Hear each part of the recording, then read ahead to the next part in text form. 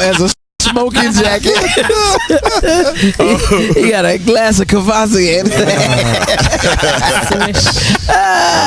All right, Harry Taylor, give us some final thoughts. Sure. One of the highlights of my trip out here to LA was going by the Marathon store. It was truly a highlight to pay homage to a brother who did the right things, and tried to do it the right way, and to see the respect of the people.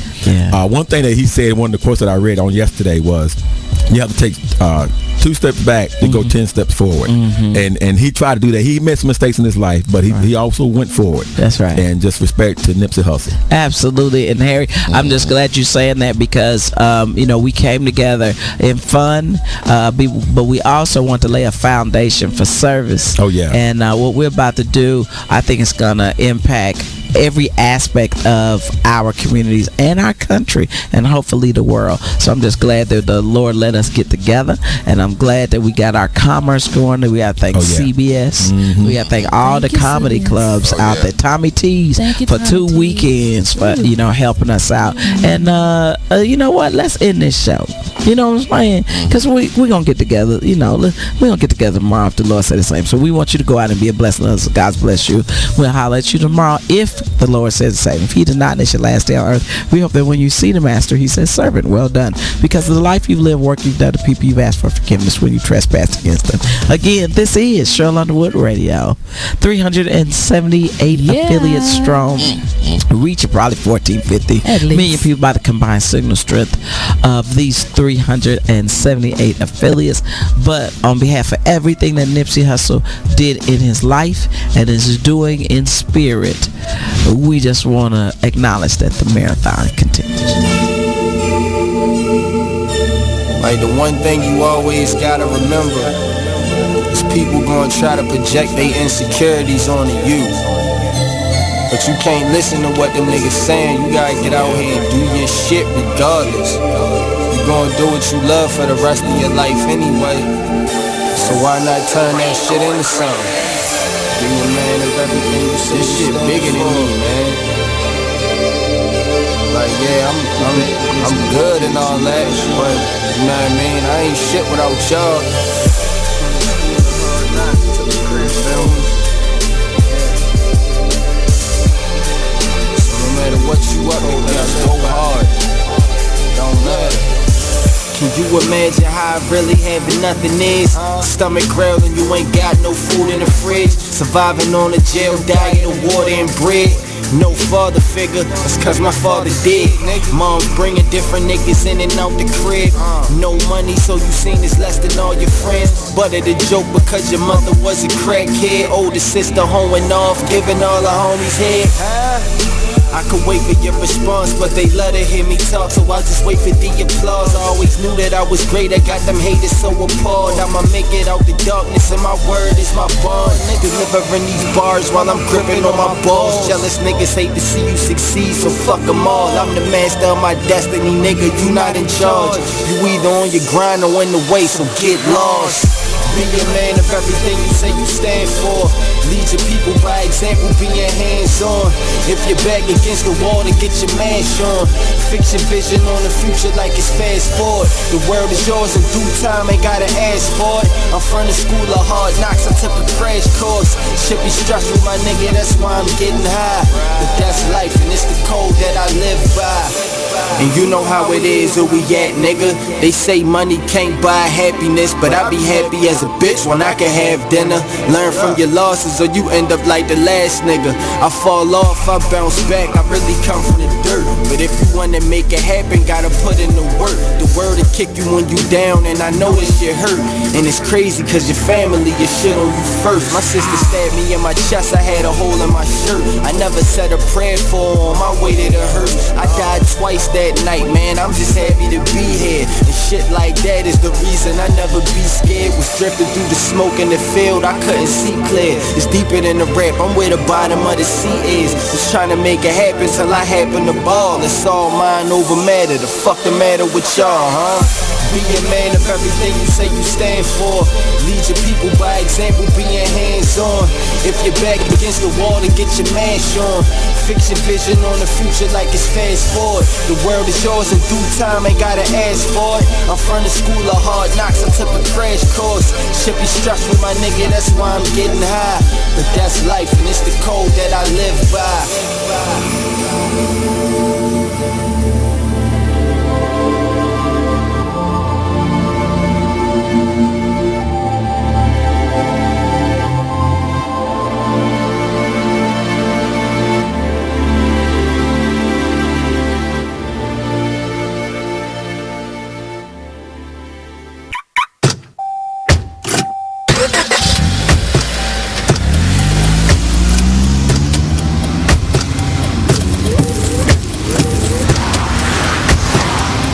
Driving has a rhythm all its own. Don't wreck it with a text. Before you get behind the wheel, silence your phone. Or better yet, designate a texter. For more text-free driving tips, visit stoptextstoprex.org. Brought to you by the Ad Council and the National Highway Traffic Safety Administration. Green light. Hey girl, school zone. You are I'm getting listening hungry. to BeExposedRadio.com. You want to meet me for pizza? Stop sign. Intersection.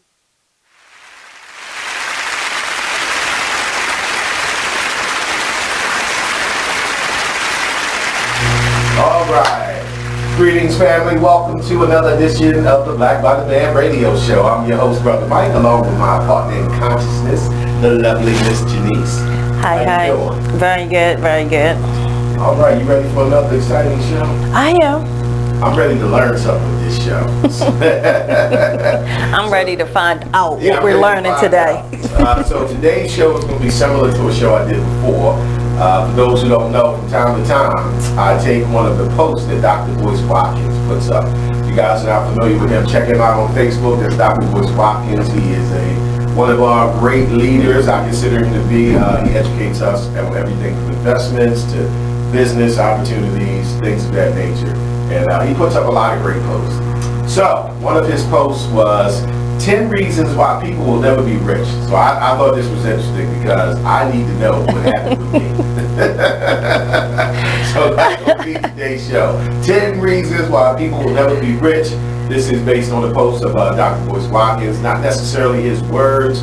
You know, what we do is we kind of take the post and then we begin to investigate the reasons that he put up and then see if we can have a discussion about it, see if we agree with it, if it's valid, if it's invalid, so forth and so on. But before we get into that, we got anything going with current events? Yeah, but I wanted to say, I guess since I'm not rich, I must be falling in line with a couple of the reasons. Yeah. Definitely. Hopefully it's not all 10 though. I'm so excited to go over these 10 things because I want to see where I fit in here because I definitely am not rich. So would love to be there. So with current events today, if somebody have some current events that you can help me out with, I'll greatly appreciate it. But they're usually depressing anyway. But I wanted to speak about the reparations. I know there's been a lot of meetings and So let us know what you think about reparations, about us receiving reparations. What's your take on it? My take on it is I'm just skeptical. I'm hopeful, but just at the same time skeptical of, we're back to talking about reparations again. What is this like simply for, the presidency campaign we about to run here, or is it I'm sure they're using it as leverage. Is it real this time? Like, is this an actual conversation that we are seriously considering? Yes. It seems like it's reaching a point of actual conversation. I personally think that we should get reparations. We deserve reparations. And as much as the opponents say, the people who did slavery are no longer alive, but everybody still benefits from it. All the descendants of the slave masters still benefit from it, and the whole society is built on it. And we are still suffering because of what happened through slavery. And in layman's terms, they gave slave reparations to everyone else. Everyone's gotten reparations all throughout the world. And the United States of America still gives reparations to Holocaust family members. Yes. Notice what I said. Family members. Not even the people who was in it. So if you can let them know that you were a family member of the Holocaust victim, they give reparations. Right. You know, everyone gets reparations. The Native Indians receive reparations. Other ethnicities, Chinese, Japanese, they receive reparations. Right. Right? Yes. The Germans gave reparations to the Jews because of the Holocaust. But yet when it comes to slavery, which was the biggest Holocaust in the history of the world, the transatlantic slave trade, over 99 million people died. For some reason, we're supposed to forget about it and not, you know, want this, even though it started off with us supposedly getting 40 acres and a mule. See, if you'd have gave us our 40 acres and a mule when you were supposed to, we wouldn't be here right now. Right. We wouldn't be going over this right now. Right. So they've been against it from the beginning. I kind of take my standpoint based off Dr. Anderson. So when people say, well, you know, they're never going to give us that, right? Dr. Anderson's answer is, so what? At least we are showing them that we are going to fight for it because we deserve it. Right. So I kind of come from that state of mind. We do deserve it. Now, exactly what those reparations would be, I don't know.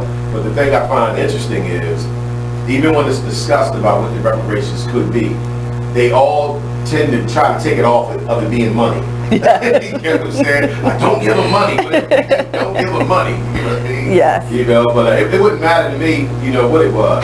But if they really had any brains and they understood that black people spend $1.6 trillion a year giving our money to other people, if they gave us reparations and gave us money, all we're going to do is give it back anyway. It's really just recycling it. But I digress. Very good. That's I digress. Very good point.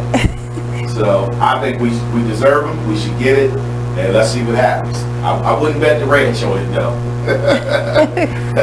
don't bet on this as being your escape. You know what I mean? Through life. You know. But what else? Anything else? Yeah, I also wanted to say congratulations to the two sisters in Baltimore. Remember when we had the government shutdown? Those were two sisters that were affected. So they started making, I guess they had their very own cheesecake recipe, so they started making cheesecakes. Okay. So yeah, their cheesecakes now are about to, you know, hit Walmart. Oh, shelves. nice. So they get a bell for that. Congratulations, sisters. And they was on, they wasn't actually on the Ellen show, but you can see them on camera with Ellen, and she ordered a $20,000 cheesecake from them. She paid 20 grand. So all the publicity that they got from the Ellen show and everything else, they're doing very well. That's lovely. You know, I have to say, the sisters are out here representing. It's no disrespect to the brothers. Brothers are doing their thing too. But I've just seen the sisters rising, you know what I mean, through the ranks. And it's nice. Yes. You know, it's very, very nice. BBD definitely has sisters involved with it because, you know, sisters make moves, you know, and they're not so boggled down with, you know, certain things that other men might be boggled down with when it comes to dealing with other men. So big up to all the sisters that are moving forward in this society, and definitely shout out to you for supporting Black by the Man. We thank you, sisters, and keep on giving us that little push we needed. So that's what's up. Yes. That's what's up. So that's it. That will conclude current events for today. I'm fine with that. Switch mic for that mic number. Check one. Yeah. Yeah, it's on, Nate. Oh, you know what? It wasn't all the way on. Maybe that's better. Let's see how that goes. They couldn't hear me, Nate? Just wasn't real good? You know your voice carries. They can hear My voice carries? Yeah. I'm a black man. I got a loud, strong voice. All right, so hopefully you guys can still hear me. So before we get into the show, let's have some small talk. Small talk. All right. How was your weekend? My weekend was good. Good? I could say I am very happy that it is Monday. Okay. I was looking forward to Monday. All right. My weekend was cool. Okay. Yeah, it was cool. I really enjoyed the weather. That was what was exciting for me. Okay. Saturday was perfect. That's like the perfect summer day for me. I only got up to about 80, but we had a nice little breeze blowing where it actually felt good outside. You didn't mind feeling the sun because the breeze was kind of compensating for it. So I really enjoyed the weekend. I thought it was nice. I didn't really do much, but What about the grill? Anybody get out there and cook on the grill this week? I particularly didn't, but it would have been a good weekend for it. But you know, like since being a vegetarian, nobody wants me on the grill no more. I ain't doing nothing but grilling vegetables. No, I still would cook for, you know, other people. Okay. Still would use my grill skills to get y'all meat ready. I just probably won't be taking a bite. You know? Have grill skills?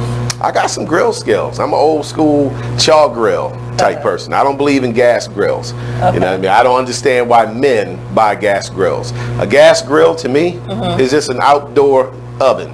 It's an outdoor stove. If I wanted to work with, you know, knobs and gas, I gotta use the stove, you know. The char grill, it's manly.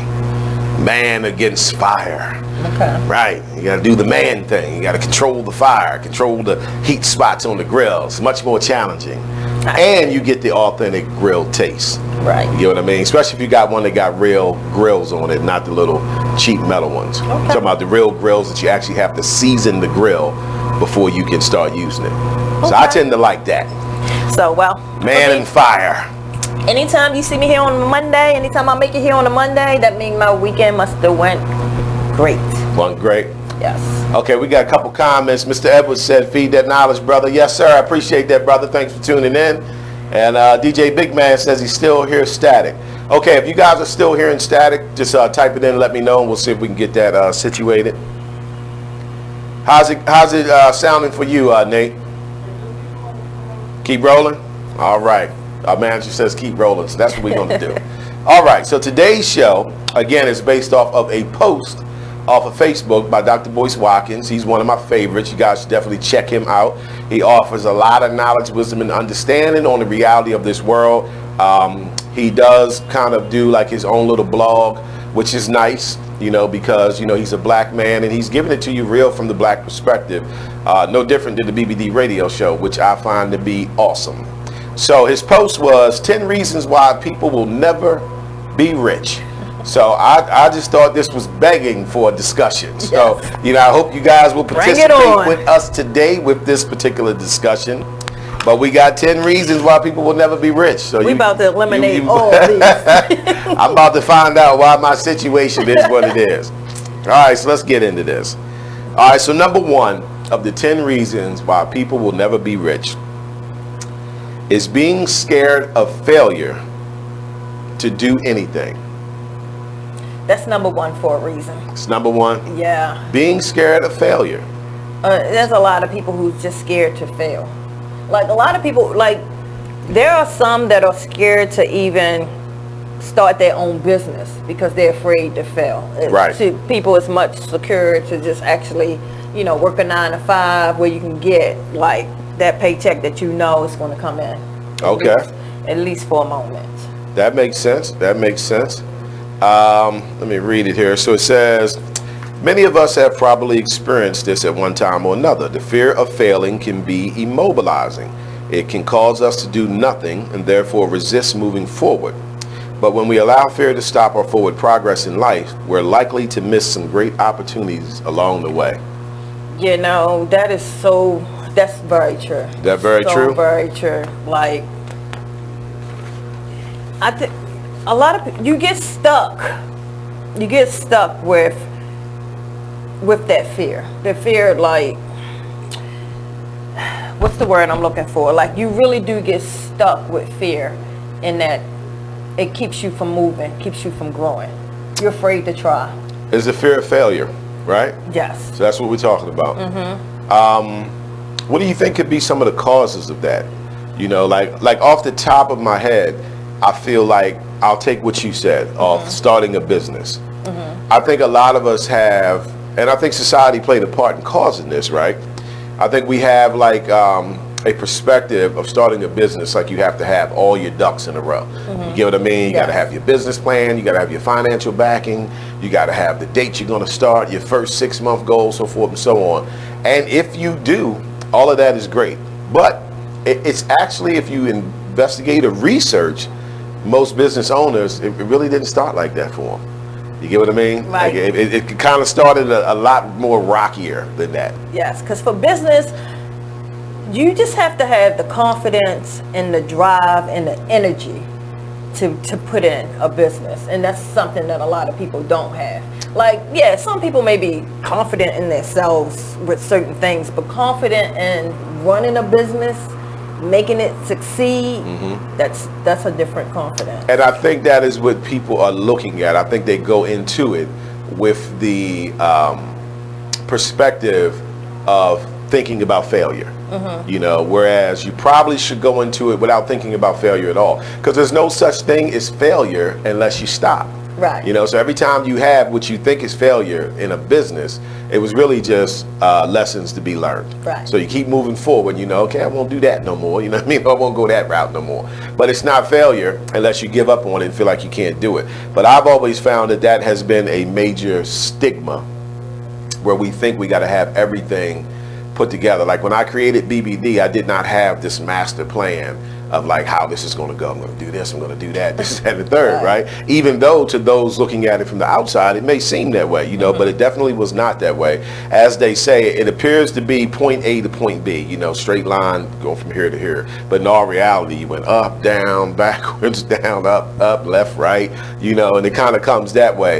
My best advice that I would give is just to do it. Right. You know what I mean? So if your business that you want to do is selling cupcakes, start selling cupcakes. Right. That's all. You know what I mean? Like you can do a business plan and all that as you go along, but right off the back, start selling cupcakes, start exposing yourself, start getting out there, and let people know this is what you're doing.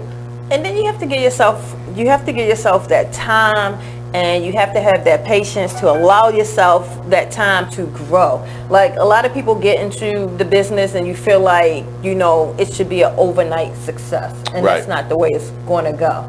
But that also, you know, will stray a lot of people away. Yes. From, you know, doing starting a business or something like that, that'll keep you from doing it as well. So you gotta have that patience, you gotta give yourself that time, and you have to give yourself a growth period. You do. You gotta allow time. I'm gonna read a comment here. Dwayne Harrison says, people don't think they're smart enough.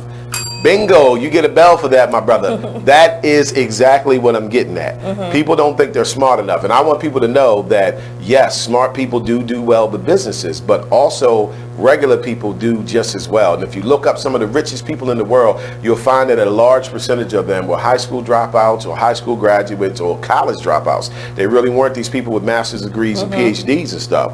And the one thing that I feel we have as a community of black people that we don't take advantage of is hustle.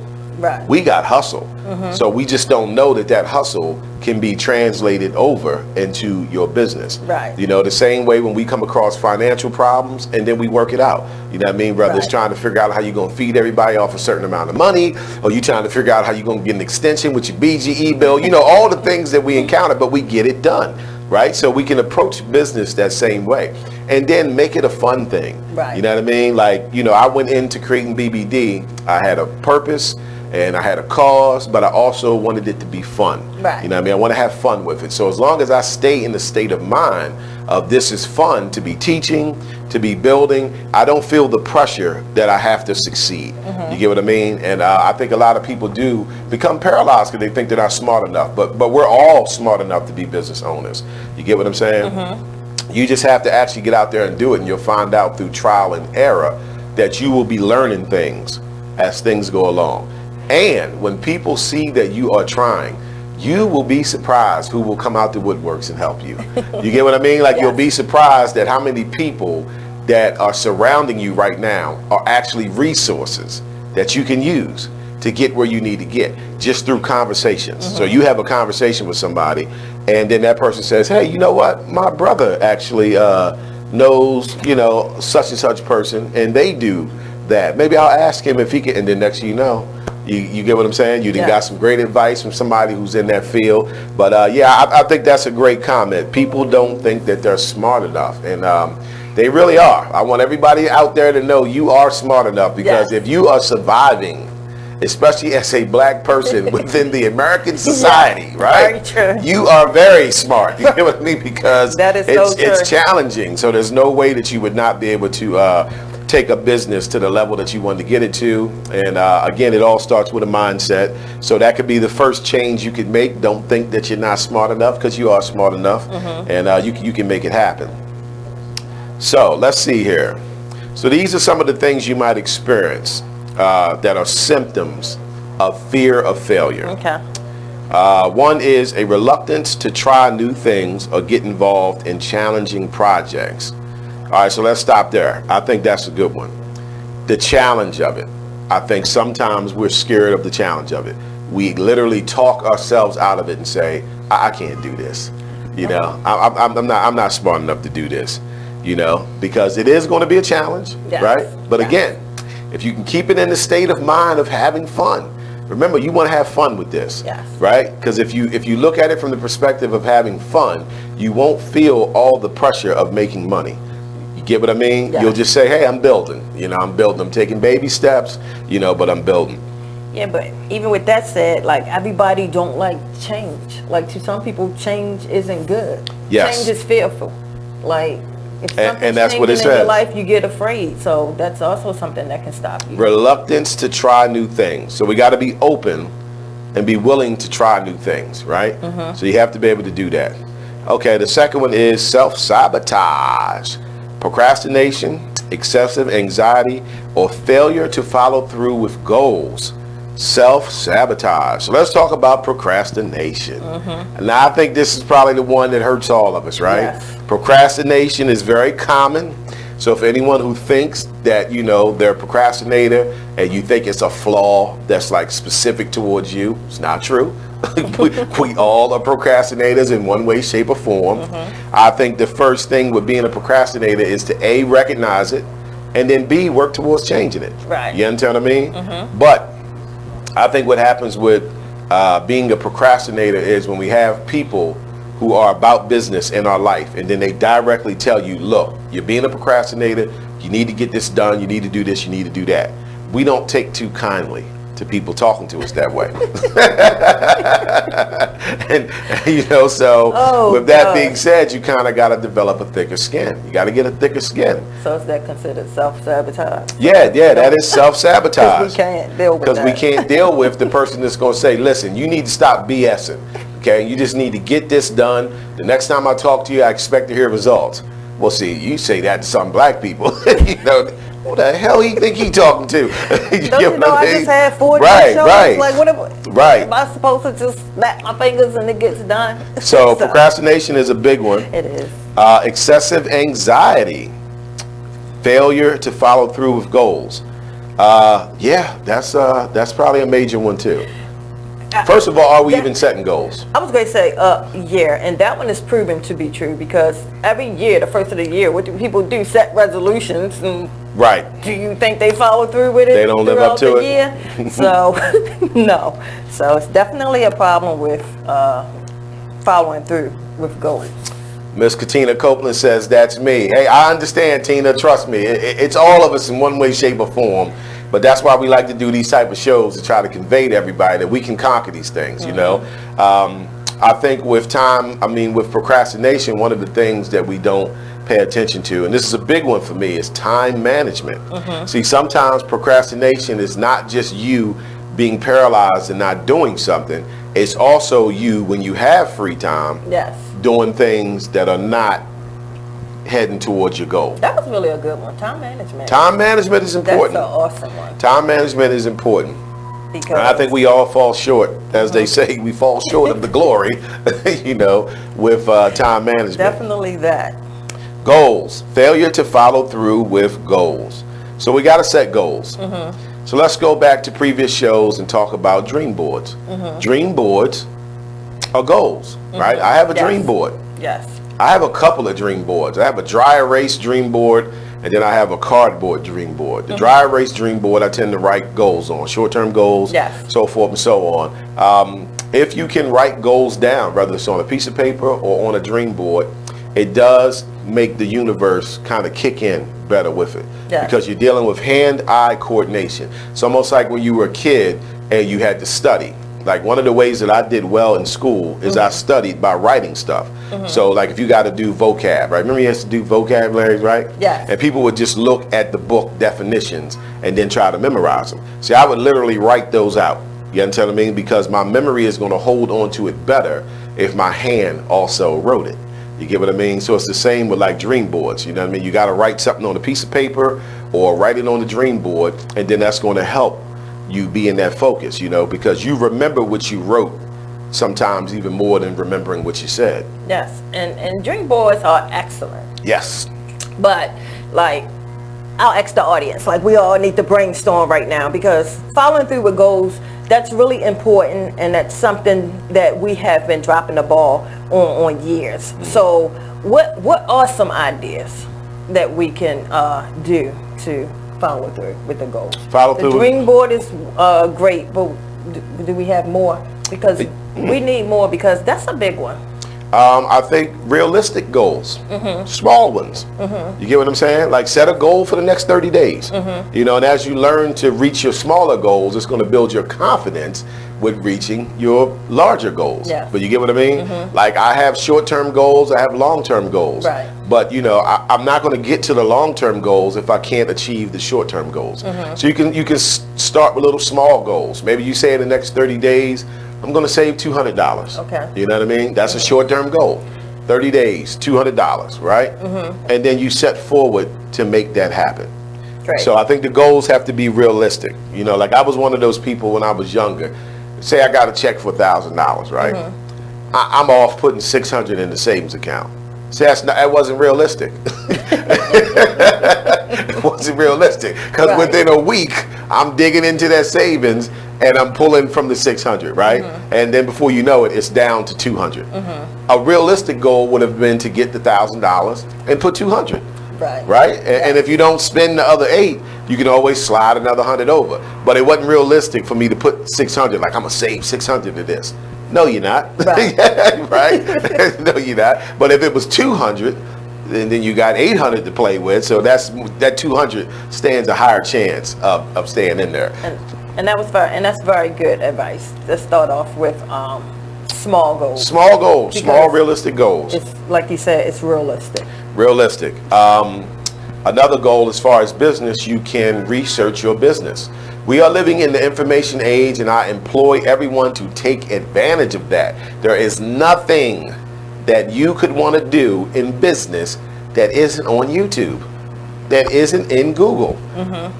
I come from an era that wasn't always available. You get what I'm saying? Like if you wanted to be a plumber, you had to know a plumber. Like you didn't stand no other chance of learning about plumbing. Today, it's not like that. I could go on Google today, in about 6 months I'd be a certified plumber. Then went to the school, learned things, so forth and so on. So I think we should take advantage of the information age. So whatever type of business that you think you want to do, you know, it's information out here on it. You know, you no longer have to find, you know, that key person that can guide you down the path.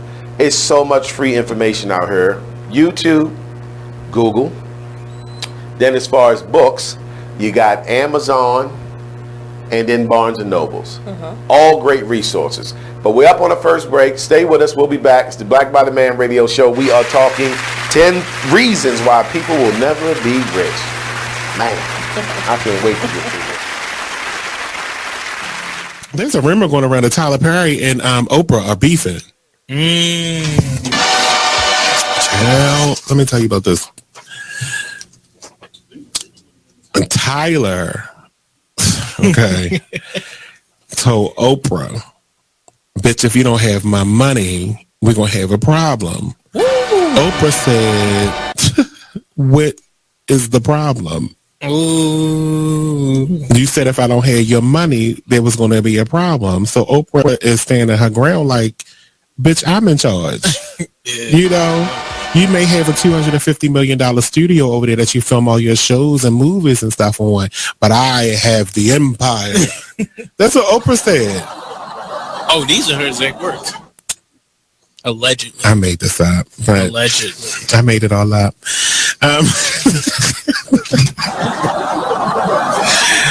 But there was a rumor that they were beefing. But Tyler confirms that they don't have any issues. So it says it was recently reported on the rumors that was swirling that the twosome were on the outs. over constructive criticism over Perry's show. Well, I got some constructive criticism, and we can be on the outs, Tyler, and I don't give a damn because I'm going to make a promo out of this anyway and share it to your page. I need the scenes on Have and Have-Nots to be like 5% shorter, each one. I want you to watch an episode of The Young and the Restless, because this is supposed to be a soap opera. No one's dialogue on The Young and the Restless is like this. You don't have to talk about the random plant in the corner for 25 minutes on one damn scene. They talk about random plants. It was a blood stain on the floor for 5 episodes. I can't take it. You're listening to We need to kick this up. I'm sorry. I BeExposedRadio.com. love the Have and the Have-Nots, and I continue to watch. All right, so welcome back, everybody, to the BBD radio show. Today we are talking 10 reasons why people will never be rich. So we were going over some of the symptoms of the fear of failure. So reluctance to try new things or get involved with challenging projects. So the short on that is we cannot be afraid to challenge ourselves. And when you challenge yourself, you actually find out that you're a lot more intelligent than what you thought. You get what I mean? Like I always use the example of jail. You know what I mean? Like so many people go to jail. Like this dude was like this hardcore criminal on the streets, right? Seemed like he didn't have no brains at all. Right? Doing dumb stuff, getting in trouble. Then he goes to jail, they sit him down. And then next thing you know, you run into somebody like, yeah, he's getting out next year and he got his master's degree. Wow, really? Right? So I'm saying you don't have to wait until someone puts you in jail to realize that. You can challenge yourself while you have your freedom and find out you're actually much more intelligent than what you think. Because intelligence is not just based on your performance when you was in high school or when you attempted to go to college or when you actually went to college. Yes, those things do signify a certain intelligence, but it's not the end of all means for intelligent people. There are a lot of highly intelligent people in this world who never went to school, dropped out, didn't go to college, so forth and so on. So definitely don't let challenging projects stop you. And even you have to challenge yourself, because how are you going to know what you can do if you're not challenging yourself? That is a big big way people stay behind, because they don't challenge themselves. Yes. They don't try to grow. Like it's exercise for your brain. It is. It's exercise for your brain. So you cannot increase your levels of reading comprehension or whatever you want to call it if you're not challenging the levels that you're already at. If you're looking at something and you say, I don't know anything about that, but I'm going to find out. I'm going to learn some things about this so I can do better with this. Yes, and it's like Dwayne said, what did Dwayne say? He said some people don't think that they're smart enough. Yes, right. And that's correct. People don't think that they're smart enough. But how are you going to know or find out if you are or aren't? If you don't try. Bingo. Yeah, good one. Yeah, so you got to try. And like I said, I like to put out there that people definitely are smart enough. We're a lot smarter than what we think. When we look at people who we think are smart, and I'm not saying they're not, because they are, but we're thinking it's a gift of intelligence when in all reality they just challenged themselves, and that's what led to the increase in intelligence. Very true. Okay, so we also was talking self-sabotage, procrastination, which is a big one we all tend to suffer from. Excessive anxiety and failure to follow through with goals. So we got to set goals. Dream board is a good example. I invested in a dry erase board that I bought from Staples, but you can get them from Walmart, Staples, wherever, so I write things up on the board, and it helps to keep me on track with my goals, so forth and so on. Set on the table, okay. Bear with us a moment, folks. We want to make sure you hear us nice and clear. All right, what am I hooked on here? All right, so Ms. Johnson says with your goals, you need to set dates. I agree, 100%. Set some dates. Like I said, if you want to do a 30-day goal and say I'm going to save $200 in the next 30 days. See, that's a short-term goal. You set a date for it, you achieve it. Once you achieve it, move on, right on to the next goal. I also think that is a very good idea too, because I don't think we give ourselves enough timelines. I think we set a goal, but we're not setting dates, and I think I think that's important. Yes. Yeah, you're right. The goal has to have a timeline in order for you to feel the sense of urgency that's associated with your goal. Does that make sense? Yes. Right. So that's what that timeline does. It gives you the sense of urgency. I have to get this done by this particular time. All right. So the next one was low self-esteem or self-confidence. Commonly using negative statements such as, I'll never be good enough to get that promotion, or I'm not smart enough to get on that team or open that business. Okay, so this goes into what Mr. Harrison was saying, of not thinking that you're smart enough. So this is coming from low self-esteem and a lack of confidence. And the best thing I can tell you on that is, like, especially as a black person, you know, of course we live within a society that has definitely played its part in trying to convince us that we are not as intelligent as our counterparts. But if you really think about it, there's a reason why they did that. You get what I'm saying? Yes. Because you are as intelligent as your counterparts. Very true. So what can we do to develop more self-confidence? You just, I mean, of course it's easier said than done, but you just simply, you just have to believe in yourself. I mean, if you don't believe in yourself, it's going to be pretty hard to convince somebody else to believe in you. So even though it's easier said than done to believe in yourself, like, you have to do it. You do have to do it. What's the saying that some people lie so much that they start believing it? So you kind of got to use that in reverse. Yes. You got to keep telling yourself that you are intelligent, that you are capable of doing this, even if you really don't feel that, you know, deep inside. And if you say it enough, you will eventually believe it. As a matter of fact, Samantha gave us the exact number last time. Wasn't it 21 times? 21 times. So if you do something for 21 days, tell yourself whatever it is you want to achieve for 21 days straight. And they're saying that on day 22, you're going to literally believe that. Yeah. And that's when things are going to start changing. Yes. I think setting goals could be a way to build self-confidence, because each time you hit one of your target goals, that's going to build your confidence. Like, oh, I did that, right? I did that. I got that done. I did that. Yes. So that's a way to build self-confidence. And just put a little work in. Put a little work in what you're trying to do. Like, I know a lot of people make plans and try to do something, but when I say put a little work in it, like, research it, study it a little bit. Just put some type of work into what you're trying to do. Like, yes.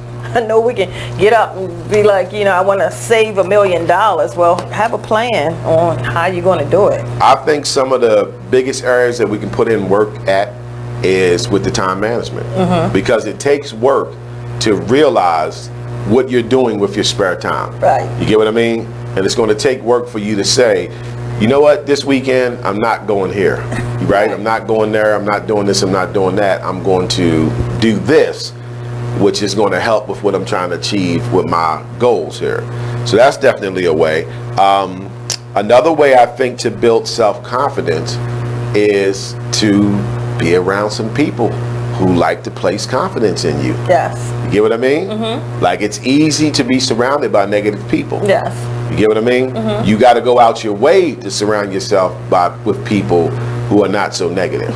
You know, Dr. Boyce Watkins has a quote where he says, and I think I posted this on Facebook, he says, you will never be criticized by successful people. You will only be criticized by unsuccessful people. Oh, that's powerful. You know what I mean? Like, that, like, you got to really think about that. That is powerful. Yes. You know, and it makes sense because successful people understand your journey.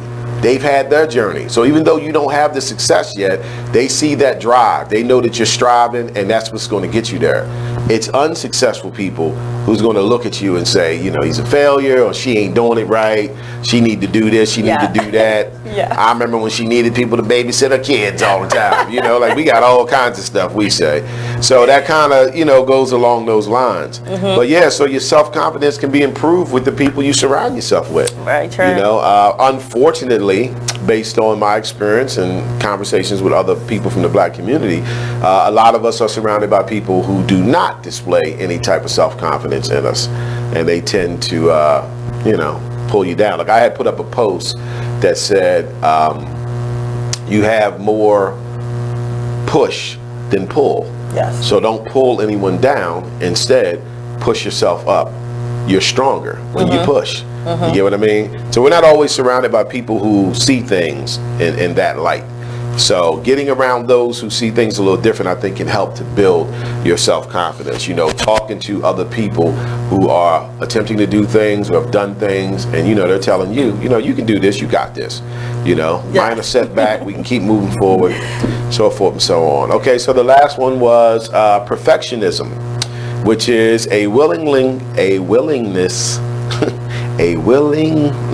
to try only those things that you know you'll finish perfectly and successfully. I definitely know that this is true. Yes. You get what I mean?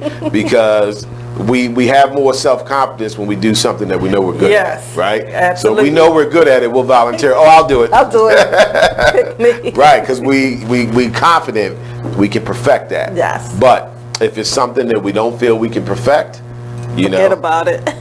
And let me tell you, I remember experiencing this, and this is going to seem like real, you know, just petty, but like I remember experiencing this even as a kid with video games. Like certain dudes wouldn't play you in certain video games. So he might have been good in John Madden, right, the football game, but he wasn't that good in NBA Live, right? So he would never play you in that. You get what I'm saying? It's like, come on, you want to play some live? Now I don't play the basketball game. Like, you only play the football game? Yeah, that's the only one I'm good at. You know, but it's like, okay, but it's still a game. That means it's not that big of a deal. But I'm just saying, they would not want to play on the game that they didn't feel confident that they could perfect. So we tend to take that with us into life. You know, if it ain't something that we know we can knock it out the park, we ain't gonna really fool with it, because we don't want to look like the person that failed at it, when in all reality, like they said, you know, the people who are critiquing you aren't doing what you're doing.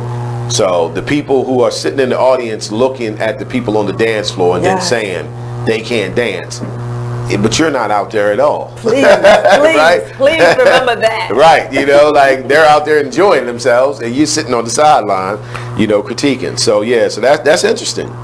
Very interesting. That's perfectionism. Very interesting and very good, because people that are critiquing you, they are not the ones that are doing it. That's why they are sitting back there, and it's so easy to critique. That's what Dr. Boyce Watkins said. He said those are the ones that will critique you. Yes. The ones that are not doing it.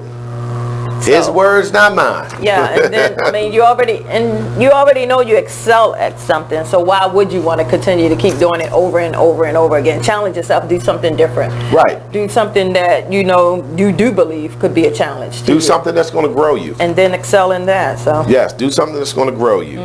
I'll give my confession. You know, like I'm the host of the Black Bottom Men radio show, but I did not have any radio experience. No. None. Never hosted anything in my life.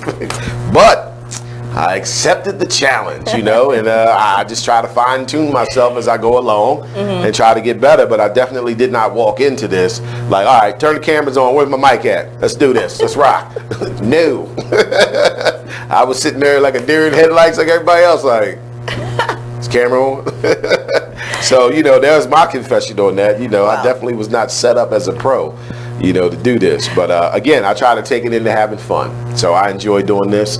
It's fun for me. I'm sure I've made many mistakes, and hopefully I'll learn from them. But, you know, it's still fun at the end of the day. And whoever been with us since day one, they already know. Like, I didn't have an experience. It was all new to us. We just was willing. I'm still having trouble. Felt like we had something to say. Hey, I have to challenge myself, so I have to come outside the box and challenge myself to do something different. So, Miss Johnson says, don't surround yourself with negative people. Change your surroundings. Absolutely, especially if they are not a part of building your self-confidence. Yes. Your self-confidence has to be built through you, and also through the people you associate yourself with. Yes. And like Dr. Boyce Watkins said, successful people are only going to add to your self-confidence. They will never be the people who pull you down. That only comes from unsuccessful people. I mean, when he put that post up, it was just like a eureka moment for me. Like, wow, that is so true. Yes. So true. All right, so that's it for number one, which was being scared of failure to do anything. Oh my gosh, that was number one. So some of the other ones we might not go as in depth on, but that was like a big one. Number one was a lot. Yeah, number one was a lot, and I think that's why they had that one as number one. That felt like all 10 to me. Felt like the whole show, right? All right, thanks for tuning in, everyone. That's the whole show. That felt like 10. All right, so number 2 is taking advice from unsuccessful people. Uh-oh. Isn't that like, boy, we do that all the time. Taking advice from unsuccessful people. Well, you know, because they're the first ones to give it. That's interesting because it does kind of work out that way, doesn't it? They're going to be the first ones to tell you, like, oh, no, don't do that. Yeah. And why are we listening? And we do tend to listen, right? Yes. And I think it's born out of the respect that we have for that person in life. So that person may be someone you respect in life, right? It could be a relative, close friend, coworker, whatever. But your business is baking cookies. They don't really know nothing about baking cookies, right? But they got all this advice to you. I experienced this when I was younger. When I was probably like around 30, me and my father opened up a cleaning service. Okay. Right? And when I would run into people, and these would be normal people, you know, they work a job, right? Yes. And they would have questions for me, you know, so they would say, yeah, so I heard about the cleaning service. I'm like, yeah, you guys in the yellow pages? And I'd be like, no, we're not in the yellow pages. See, that's what y'all need to do. You need to be in the yellow pages so that when people looking for you, they can find you. Now, if you get your ads, you know, and they would have all this stuff that they would be telling me to do. And it took a minute for me to, you know, grow with that and just start saying, okay, yeah, no problem, I'll do that. But in the beginning, you know, I would go to my father like, what, has he owned the business before? Like, why is he telling, you know what I mean, like us what to do? But that is what would be happening. You know what I mean? It would be people who really have not ventured down that lane, but they got all this advice to you. Now, this is kind of like, I want to know, like, why do we take so much advice from unsuccessful people? That's a good question. Do we feel obligated to take that? Like, all I can think of is, like I was saying, maybe because we respect who they are in life. Because it's not to say they're not a respectable person. It's just to say that this may not be their lane. You know what I mean? Like, you're not the person I need to be taking advice from. I own a cookie shop, and you don't. Right? I mean, because some people will turn down a whole idea of doing something that could take them to the top or at their most successful moment, but they will turn down the idea from listening to other folks. Yeah, I believe so. And you know, and it's kind of like a double-edged sword because sometimes you can get good advice from someone who is not particularly in the business. Like if you have a product or service. So if that person, even though they don't have a business, but they're able to offer you this piece of advice from the perspective of a customer, that might be helpful. You get what I mean? Even though they're not successful at their business, but they're giving it to you from the perspective of being a customer. Like if I was your customer, I would want this, want that, so forth and so on. So I don't think it's a thing where you like don't take it from people who are unsuccessful all the time. I think he's pointing out, you know, what's the word I'm looking for? You know, distinguish between the two. You know what I mean? Distinguish between who's coming at you from, you know, the angle of saying, well, I'm just saying it as a customer, or versus someone who's saying it like they full of knowledge and they really, you know, never owned a business before in their life. Could it be because could it be the low self-esteem part of it, or the lack of confidence that we had in I don't know. I don't know. We would be so quick to like. Yeah. Well, probably because we're going into it, like you said, with a lack of confidence as far as the business period. So any advice that's coming to us, we tend to take us. Okay. But stay with us when we come back. I'm going to give you the 7 habits of unsuccessful people after this break. We'll be back by the Man Radio Show. Stay with us.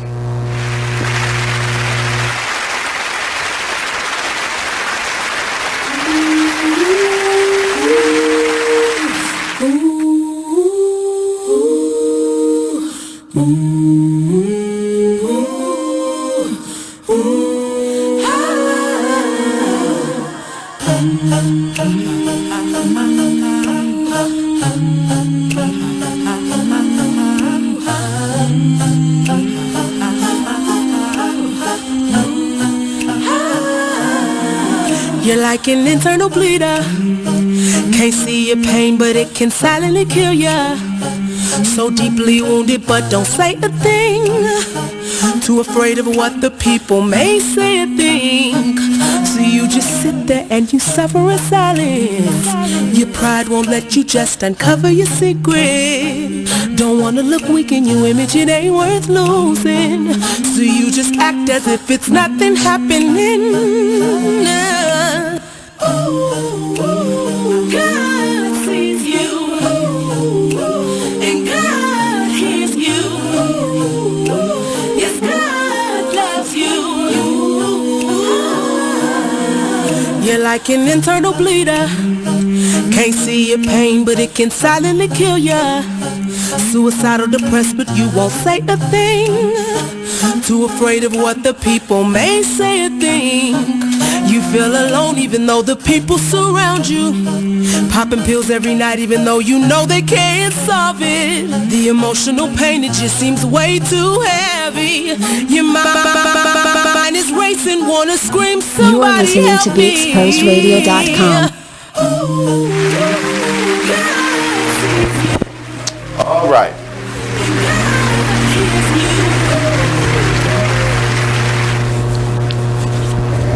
All right, so welcome back everybody to the BBD radio show. We are talking 10 reasons why people will never be rich. So we were going over taking advice from unsuccessful people.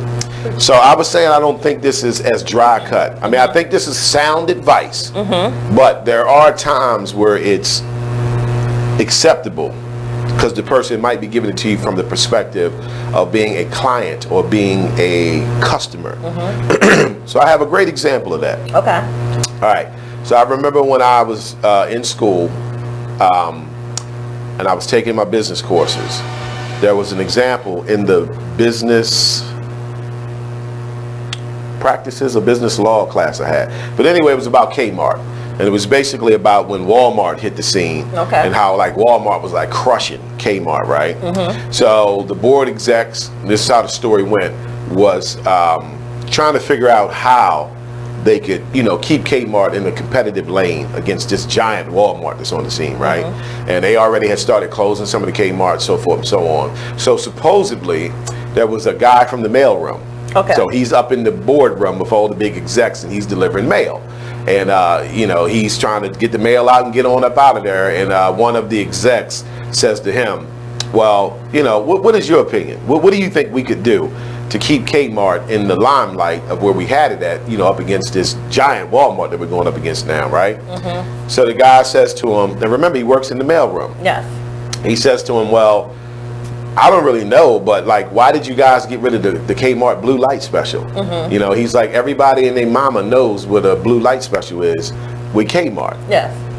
Eureka, right? So they listened, and then they brought back the Kmart blue light specials. And remember, they used to have the little blue light bulb, little cartoon figure dancing around? Yes. That came from the guy out of the mailroom. It literally kept Kmart in the game for like another 10 years. And eventually they still kind of got crushed. But it was a guy who was just in the mailroom, but he had an ideal that came from the perspective of him being a customer. Yeah. You get what I'm saying? He's saying as a customer, like we all know what a Kmart blue light special is, because they had did away with that for a while. Like that wasn't in existence no more. Remember you used to go in Kmart and they had the little crates with the blue light bulb at the top? Like you knew that meant if the things in that bin was on sale. Yeah. So I think sometimes it can come from the perspective of a customer or a client, but overall I get what Dr. Boyce Watkins is saying. Right. Like a lot of times you get a lot of advice from unsuccessful people.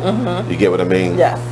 So that is something you want to be careful of. So we got 7 habits of highly unsuccessful people. So these are the people that he's referring to that you don't want to take advice from. 7 habits of highly unsuccessful people. Number 1, they think, say, and do negative things. All right? They think, say, and do negative things. Number 2, they talk much more than they listen. Number 3, they act before they think. Okay? Number 4, they waste their time. Uh-oh, here we go. Let me stop on that one. We back to time management. Everybody's getting older, right? Everybody's getting older. Yes. Time management is important. It is. We can't keep spending all of our time entertaining ourselves. And when I say all of our time, I mean our free time. Yes. You get what I'm saying? Yes. You're going to have to pull away from some of that free time, hour or two a week. Maybe, you know, Saturday, instead of taking the whole Saturday because it's nice outside and enjoying yourself, you say, I'm going to take an hour before I go out and enjoy this Saturday. I'm going to read this book for an hour. I'm going to research this topic, you know what I mean, through Google for an hour. Then I'm going to go ahead outside and do my thing and enjoy my crabs and my beer, you know, whatever. It's much more rewarding. Yes. Because you feel you was productive. You get what I'm saying? Yes. A part of that time, I call it bubble quietly. You know what I mean? Back in the day when we was in the streets, they say, you know, you need to bubble quietly, right? So you got to bubble quietly. Like, don't tell people what you're doing. If you tell people, well, I can't go with y'all, I'm not available till 4 because I study from 2 to 4. Now you opening up Pandora's box.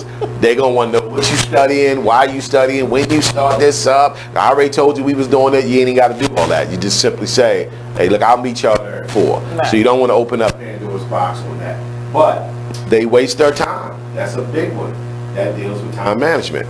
All right, go ahead. That kind of makes sense. Like, why are you taking advice from people like that? I mean, right. You know this person don't do anything but waste their time and party.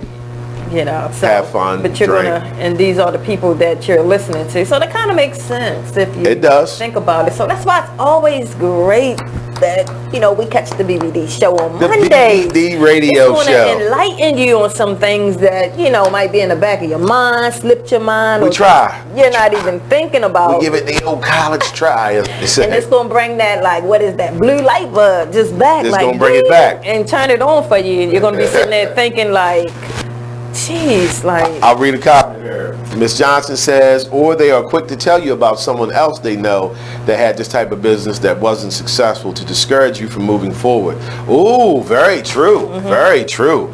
I have personally experienced that. Yeah. Have you ever experienced that? No? No. Yeah, they'll tell you what she's saying is, you know, so if you say you're going to open up a cleaning service, they'll say, oh, yeah, you know, my uncle did that years ago, but he couldn't get no success with it. You know, they wouldn't give him no contracts, you know, this, that, and the third. And that's what she's saying. They're trying to discourage you from moving forward, right? Instead of just saying, hey, that's a good idea, man. Now, smart people. Let me tell you when I classify you as smart, right? It's just my personal take on smart people.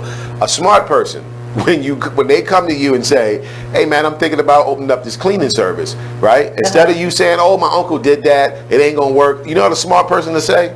Can I join? Right. Can I help you?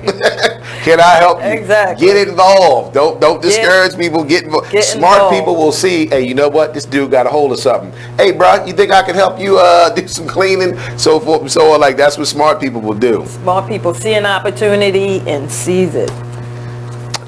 Miss Denise Robinette, greetings, Miss Robinette. Welcome to the BBD radio show. She says, hi, great advice, time management. Yes, time management is important, especially if you're of a certain age. It's important at all ages, but at least if you're in your 20s and you don't have the best time management, we all kind of understand that. Like, nobody had great time management in their 20s, right? But when you start getting, I'm going to say even 35 forward, these are the ages that you really need to start considering your time management and looking at what you do with your spare time. And it's not to take away from you enjoying yourself, because I completely understand why we as a community like to enjoy ourselves. We're in a very oppressive society, and this is a side effect of how we make ourselves feel good. So we do tend to recognize, hey, I work hard, I'm going to this crab feast, I'm going drinking, I'm going to this party, so forth and so on. Okay, no problem. But you can't do that with all of your spare time. You get what I'm saying? Yes. You got to have some of it dedicated to moving you forward,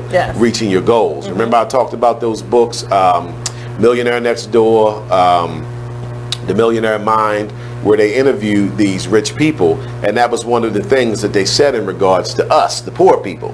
They were like, poor people want things, but they don't do nothing to get it. You know, so that kind of bothered me. You know what I'm saying? because I was guilty of that. Kind of bothered me. So I just try to put that out there, and hopefully it bothers somebody else, and it makes you make some changes like it did me. All right, number 5, they give up easily. Yes. Right? Give up easily. Hey, I tried it for 3 months, didn't work out. I'm done. Now, according to the law of attraction, and then books like Think and Grow Rich, Think and Grow Rich in particular says that when you are at that point where you're ready to give up, like we said, say 3 months in, right? Yes. Unbeknownst to you, month number 4 is when the table was going to turn. Jeez. But you threw the towel in Wow. on month number 3. So that's kind of like a going theme when you get into reading some of these books written by these rich people. They like, right when you at that point where you're going to say, you know what? I put time and money into this. It ain't working. I'm done. They say usually that breakthrough was right on the other side of that. Wow. And that's why you were so maxed out with the stress, because you was just about to break through. Just at your turn. And then you gave in. You get what I mean? You gave in. That's enough to make you sick. It is. I'm going to give you an example with that, with the casino. I was in a casino one time, and I was on this slot machine.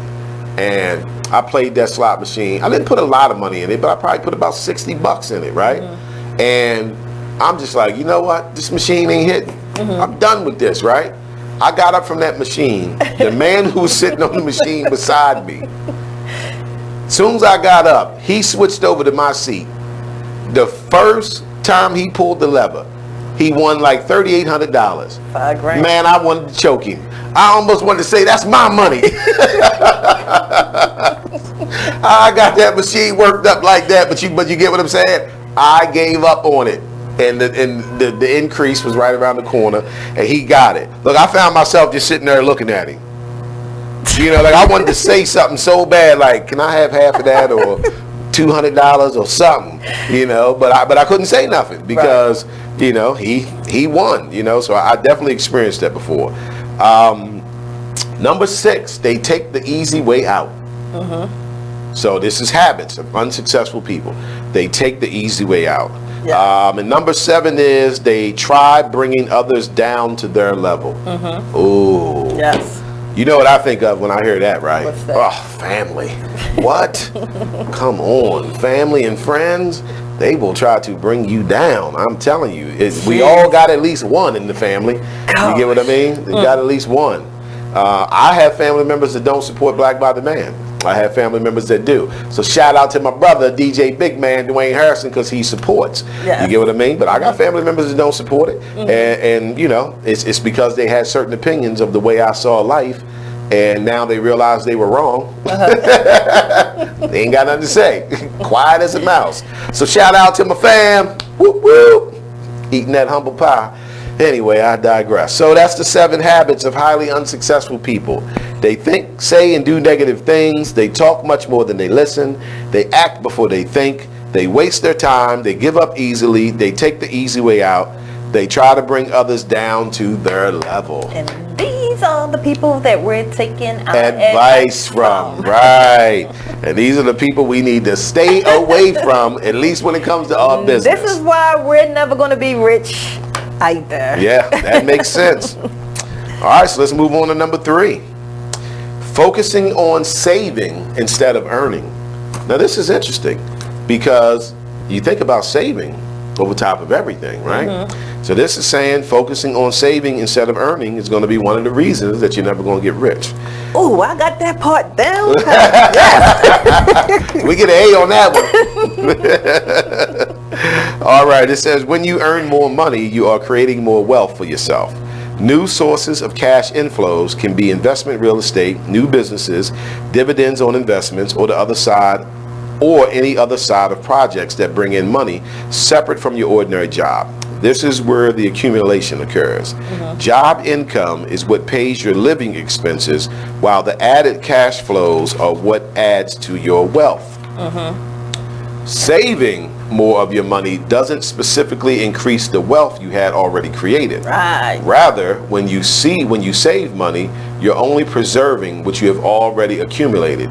You are not better off for not spending the aforementioned penny because you already owned it in the first place. What you actually did was preserve its place in your possession. So what do we think about that? I love it. So I'm going to try to put it in layman's terms. It sounds like they're basically saying that when you have money, you should be trying to make that money work for you. Yes, use right? money to make Again, more I'll go back to Robert Kiyosaki with Rich Dad, Poor Dad. Robert Kiyosaki said the difference between poor people and rich people is that poor people work hard for money and rich people make their money work hard for them. Yes. So that's what he's saying. You know, if you just save your money, all you're doing is having possession of something you already earned. Right. It's not actually earning more. So I don't think they're saying it's a bad thing. They're just saying it's not the route for getting rich. Right. If you want to get rich, You want to be rich. you have to take that money and then give it a job. You know how when we want to make more money, we go get a job. Well, rich people are saying they don't go get jobs when they want to make more money. They give a job to their money. So they take their money and say, I got $5,000 and I'm about to get him a job. Yes. I'm investing this $5,000 into stocks, so forth and so on. I'm going to put this money to work, and that's how it's going to build. Because it does make sense, because a savings account does not accumulate dividends. You know, not even that. Like some of the best ones offer what, 1.5%. And it's still best to, while you're in that position and while you can, use your money to make all the money you can. Because even when I'm sure there's a lot of people who can attest to this. Even when you save your money and been saving money, it only takes one big emergency or one something that comes out of the blue to take that money away. So when you're actually earning money, like that one big incident that came that took this pile of money didn't affect you because your money is steadily earning money. Steadily earning money. Steadily earning money. Steadily earning money. You're supposed to be earning money until you can't anymore. And like you say, even if you go get that second job, make sure that second job is gonna earn you money. You're not getting it just to have money, just to sit there and I don't know, just know it's there. Because I mean, if you a mom with kids or grandkids or whatever, you already know that money can be gone tomorrow. Yes, and it has statistically been proven that most people who have a second job, it really does not improve their life. No. You know? Because you still are lacking financial literacy, right? That's why you have the second job. Right. Right. Good point. Right. That lack of financial literacy is why we needed another job. Yeah. So you know, they're saying you got to do something with the money. You know, you can't just hold on to it. You know, it's like and guess what? I'm sitting here thinking that's even biblical. Isn't there a story in the Bible where he gave his sons each a talent? You know what I mean? And then like one went and buried it, the other one went and spent it, and then the other one took it and turned it into, get what I mean? So this is even biblical. You know, I don't know exactly where that's at in the Bible, but I know that's in there. It's even biblical that you definitely have to do something to make the money earn more money. Yes. You know, so if you got 500 that's just sitting, it's just going to always be 500. You can invest. You already earned it. Yes. So it's in your possession. You're just holding on to it. Just holding on to it. Whereas if, say, you had 1,000, and then you took 500 of that 1,000 and invested it, you know, that might turn into 1,000 in itself. And you still got the other 500 sitting there. So I kind of see where he's coming from with that. So that's something we never had an understanding on, right? Yeah, and it's a big thing to keep. It is a big way of keeping you of not being rich. Right. And again, I want to stress that he's not saying don't save money. Absolutely not. Because it's good to save money. Right, but that's absolutely not. Hopefully nobody is taking it that way. Yes. Like they told us not to save no money. On the other show, they told us to save money. But you They're know confusing us. You know who's saying that? Those people that give you that bad advice. With them seven habits, right? They sit back there saying that now. Now look at this. Told y'all not to listen to them. But no, it's you definitely have to use your money to benefit to be beneficial. So right. the smart thing to do is to use your money to make more money. Keep that money growing. And growing. Dr. Boyce Watkins in particular does have a black investment school. Okay. I keep saying I'm going to check it out. I haven't had time yet, but I definitely want to check that out because he's teaching us how to invest, you know, like starting from the beginning and keeping it in, I always like say layman's terms, you know what I mean, where we all can basically understand it, you know, just, you know, basic English, you know, without all the, pompous writings, as they call it. You know, a bunch of words you don't understand, so forth and so on. So, number 3 was focusing on saving instead of earning. That's interesting. Yeah, I like that one. Got to focus on earning. Yes. All right, let's go to number 4. Because okay, go ahead. Because I want to say one more thing on that, because the only reason, like, I love that one, you know, so much, because, like, I'm one of the people who hear a lot, like, why aren't you doing this? And I'm just like sitting back, like, to me, that just didn't make sense to save, like, to be saving, like, all that money. That money should be working for you somehow. You got to give your money a job. I don't know, but it should be, I don't know, doing something for you. I learned that a couple years ago. So. Okay, nice. It's good advice. You got to put that money to work. That money needs a job. Give that money a job. All right, number 4 is assuming rich people just got lucky. Not true for many rich people. Most earn their riches through businesses and investing. Yeah, some people. So is this how we look at rich people? We just assume they got lucky? I never even thought about. See somebody balling and we like, he got lucky. That person got lucky. I don't even know where that comes from. Yeah. Do people say that? Evidently. That's what he has listed as number 4. Assuming rich people just got lucky. She rich or she just lucky. You know, maybe it's some people from other ethnicities that kind of born with silver spoons, but I don't think it's a lot of us that are born like that. I'm sure it's a small percentage of black people that are like born into money. Most of the people, if I know somebody's rich, then I know somebody put in some work somewhere, somehow to get that money. Right. Because I'm a person who knows what it takes to get the money. Like, you have to put in work for it. Somebody put in some work. Like, unless that money just gonna fall out the sky, like most people sit around and wait for it, like this big payday to just fall in your lap. Which ain't gonna happen. Good luck with that. Ain't gonna happen. Yeah, I think most people who accumulate wealth definitely earned it. Yes. I didn't know people assume that they just got lucky, but evidently he's saying that people do assume that. Yeah, that's new. Right? They definitely did not get lucky. I am definitely going to have to take time out and get set up with his business investment school. Okay. So that way I can bring that to the show as well. You know what I mean? Because I've meant this the second time I've mentioned it, and I haven't gotten into it yet. Yes. So I'm kind of slapping myself around right now. I got to get into that. So that way I can tell y'all exactly what he's offering, how it works, so forth and so on. And that would be great because, like I said, with the BBD radio show, I mean, you're going to learn. You're going to learn something. We are here to teach. And it's beneficial. I mean, everything that you've been bringing it's beneficial. It's beneficial to your life. It's beneficial to your everyday activities. Like, you can't watch the show and not learn them. Yeah, let's learn. You know what I mean? That's what we kind of try to pride this show on being.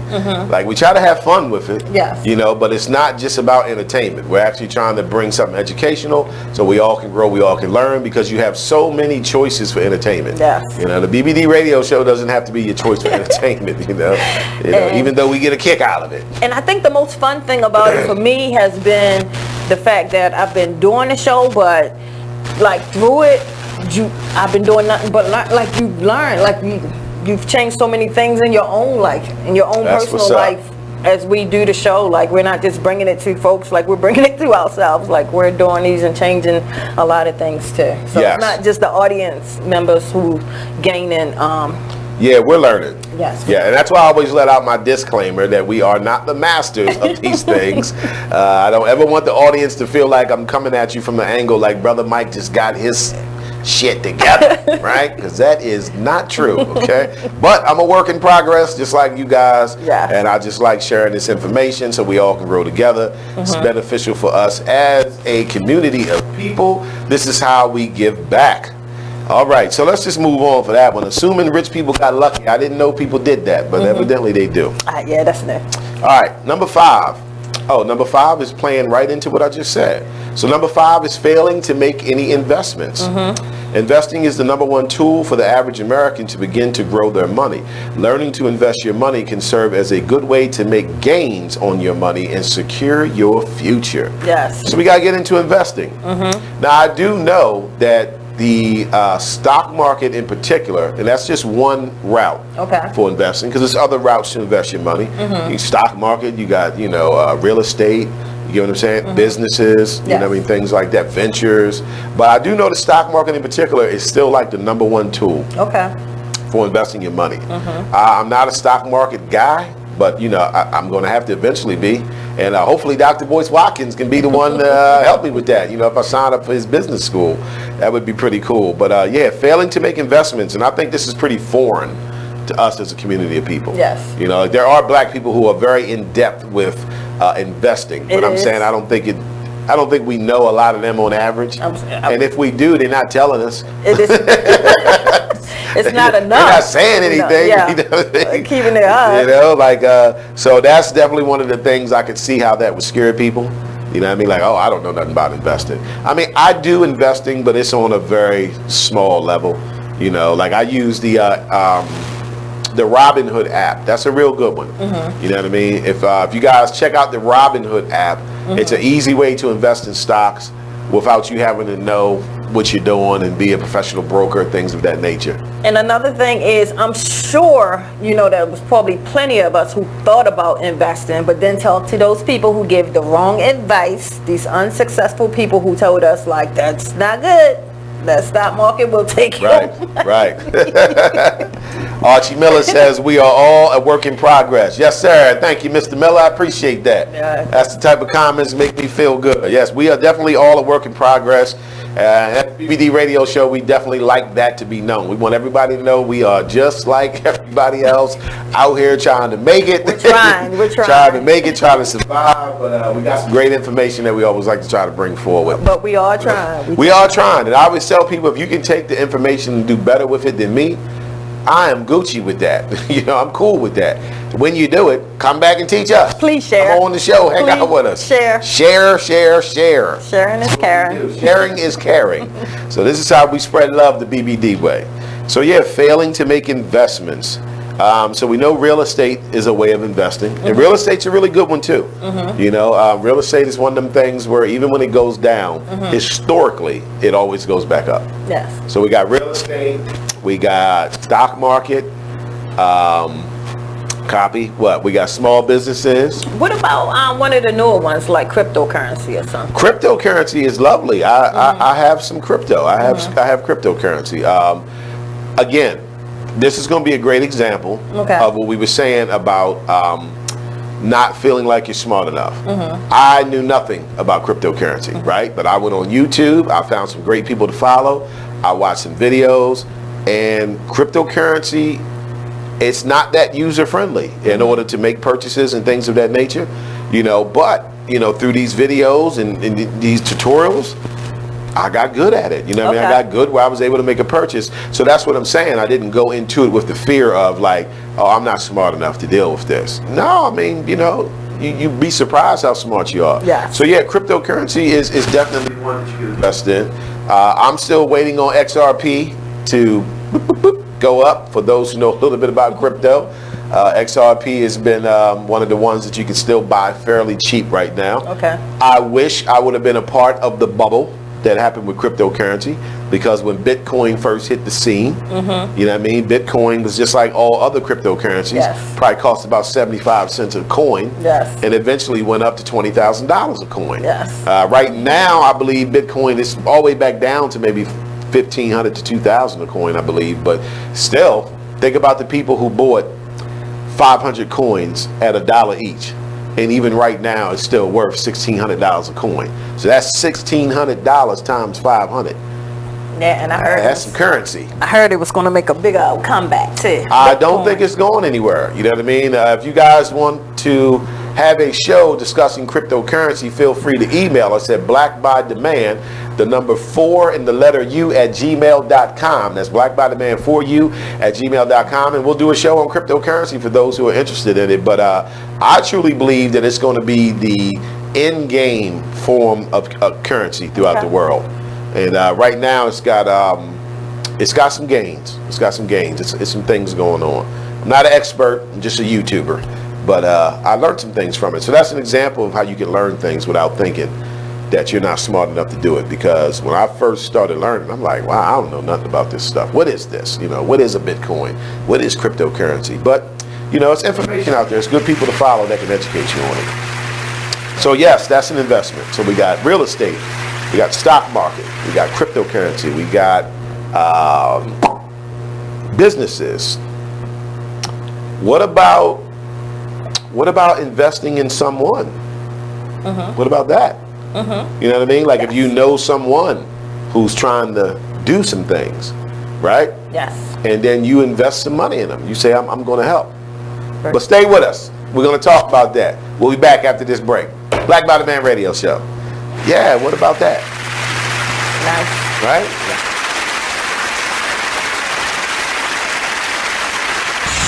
We're rewarding you for something you already do, listening to us. It's Radio Loyalty, and it's an easy way for you to get free stuff. All you do is sign up. Go ahead and click the banner now. You'll earn points as you listen. Points you can trade in for great products and services in the Radio Loyalty store. You can earn even more points when you share your favorite station with friends on Facebook and Twitter. Radio Loyalty. It's free to sign up, so click the banner to join now. Join the Just a Bit Outside crew every Monday, 8 to 10 p.m. on BeExposedRadio.com. You want to start off? I think I'll get it out of the way on a who's not. Okay, do it. The Orioles. Right. They got swept by the Royals. They lost 4 in a row, and the last 5 games have all been decided by 1 run. The game before, or the last game that they lost before the Royals was the Nationals, and it was Weeders, of course, won with a home run. Hit the home run. Right. They were going into that National Series. It seemed like they were doing so well, and they just crapped out. They got that game postponed, so who knows when they're going to replay that or play that game. That's my first not for the night. Okay.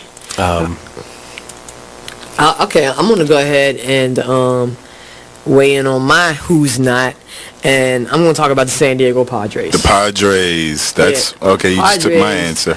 They're in last place in the NL West. They've lost 8 of their last 10.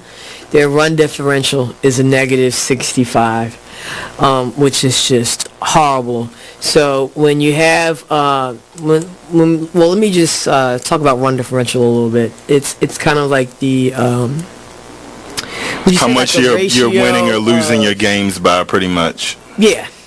Okay. It's like the margin of victory, kind of. Right. So when you're in a negative number, that means that you're. Then your average game you're losing by a whole lot. Right. I mean, a number like negative 65, this early in the season is pretty rough. That's horrible. The pitching numbers pretty much support this stat right here. I mean, the team ERA is 4.70, which is 26th in the league.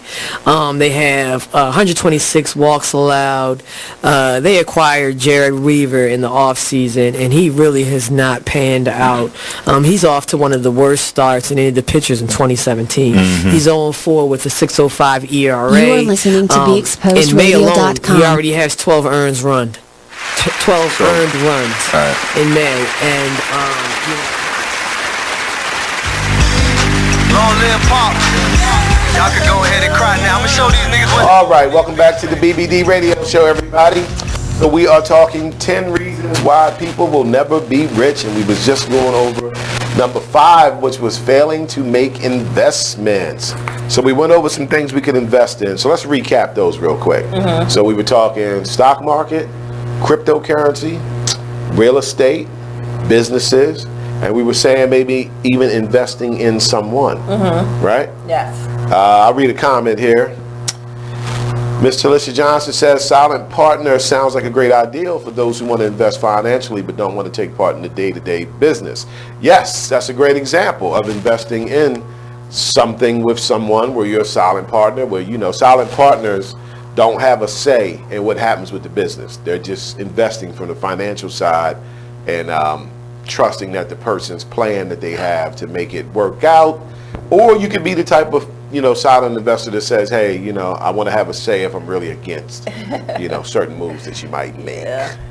So that's silent partners. Silent partners. All right, so let's move on to number 6. So number 6 is not setting financial goals. Dr. Boyce Watkins said you will not become rich if you do not set financial goals.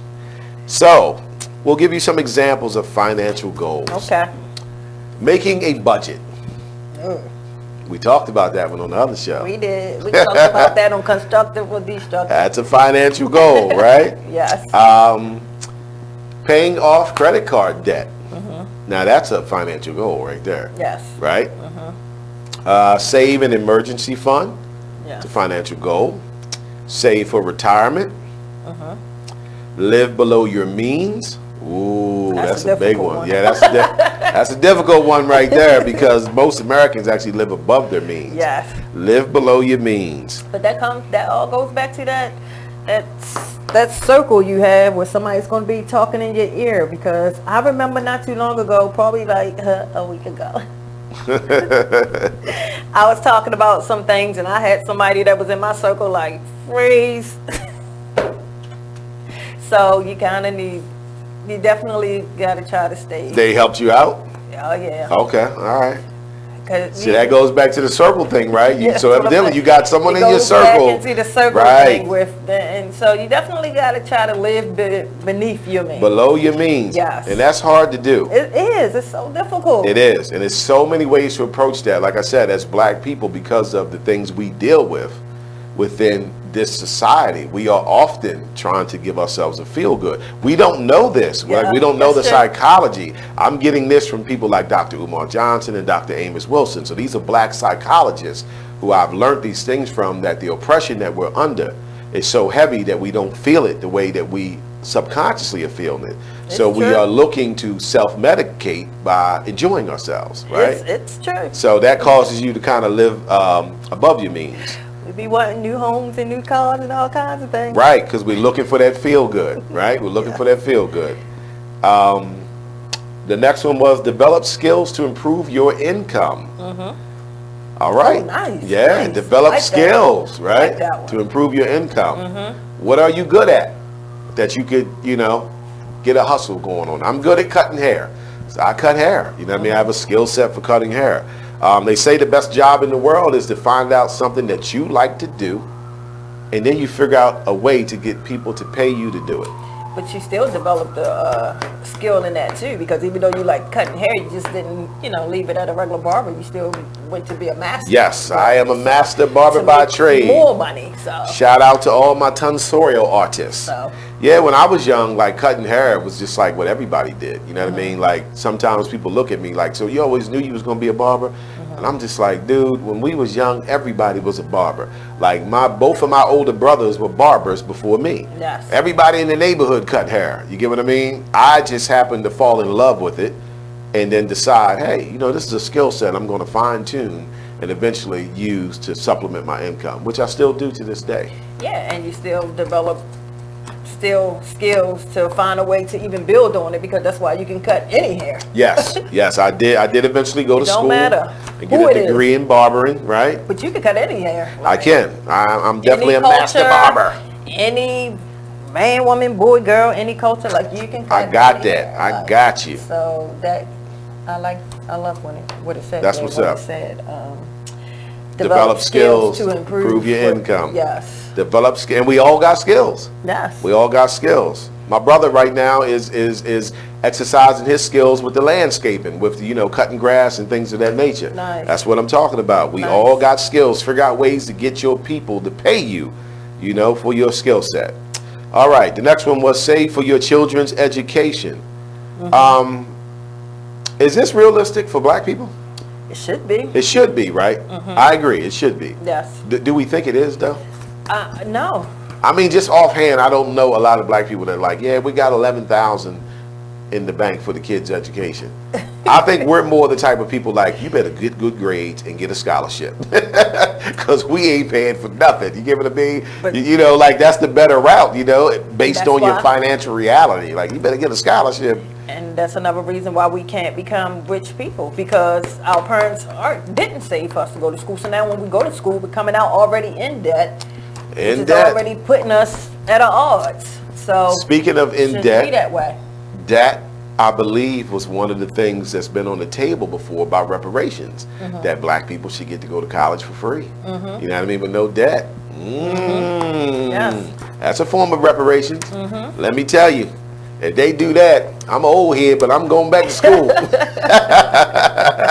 Just to get it, just to burn their money up. So, but so yeah, that is definitely a financial goal that we should be setting. Yes, it is. The next one is save a down payment for a home. Yes. That should be a financial goal. Yes. Should be one of your goals. Yes. And the last one is improve your credit score. Definitely. That So should be a financial goal. these are examples of financial goals that people who don't get rich do not set. Right. But the people who do get rich set these kind of goals. Yes. I want to tie in the save for your children's education. Could that be looked at as an investment in your kids? Yes. Right? Absolutely. Absolutely. Run that back on them. Son come home, yeah, Dad, I'm making $180,000 a year. Proud of you, son. Sit down. I want to talk to you about all the money I saved up to get you there.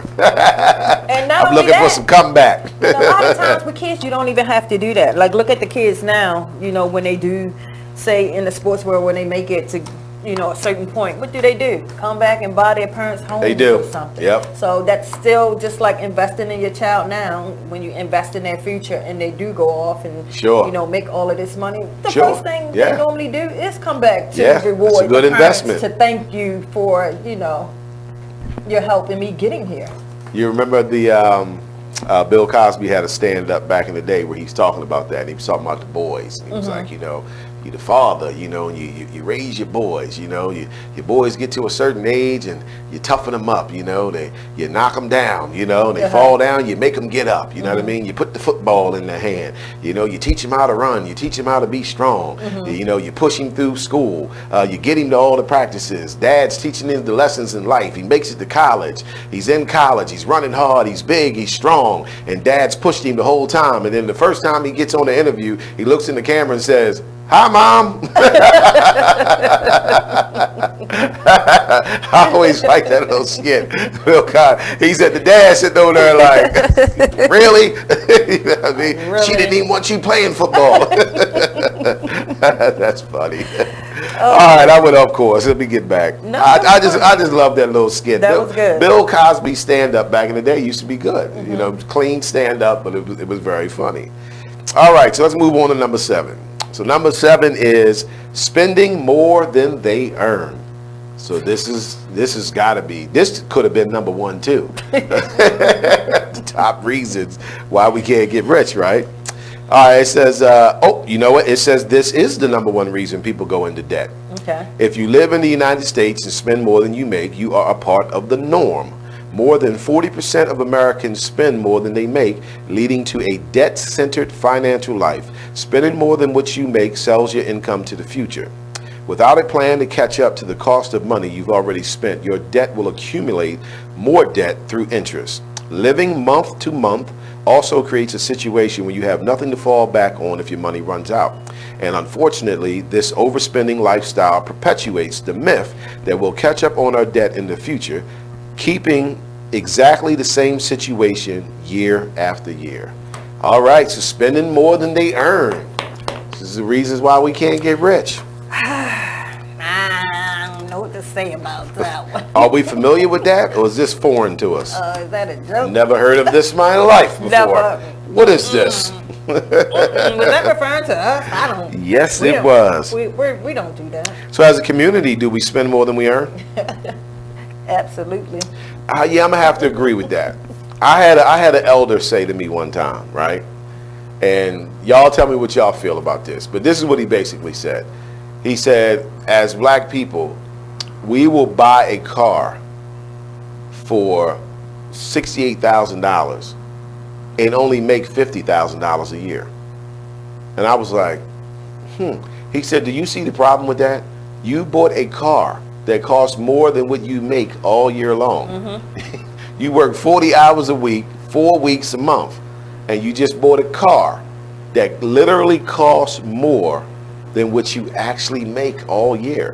And he was like, and the reason you bought it is because they spread it out over 5, 6, or 7 years. That's the biggest way That's we're that. spending more. He was like, and that's how you spend more money than you actually earn. You shouldn't be driving a car that costs more than your annual salary.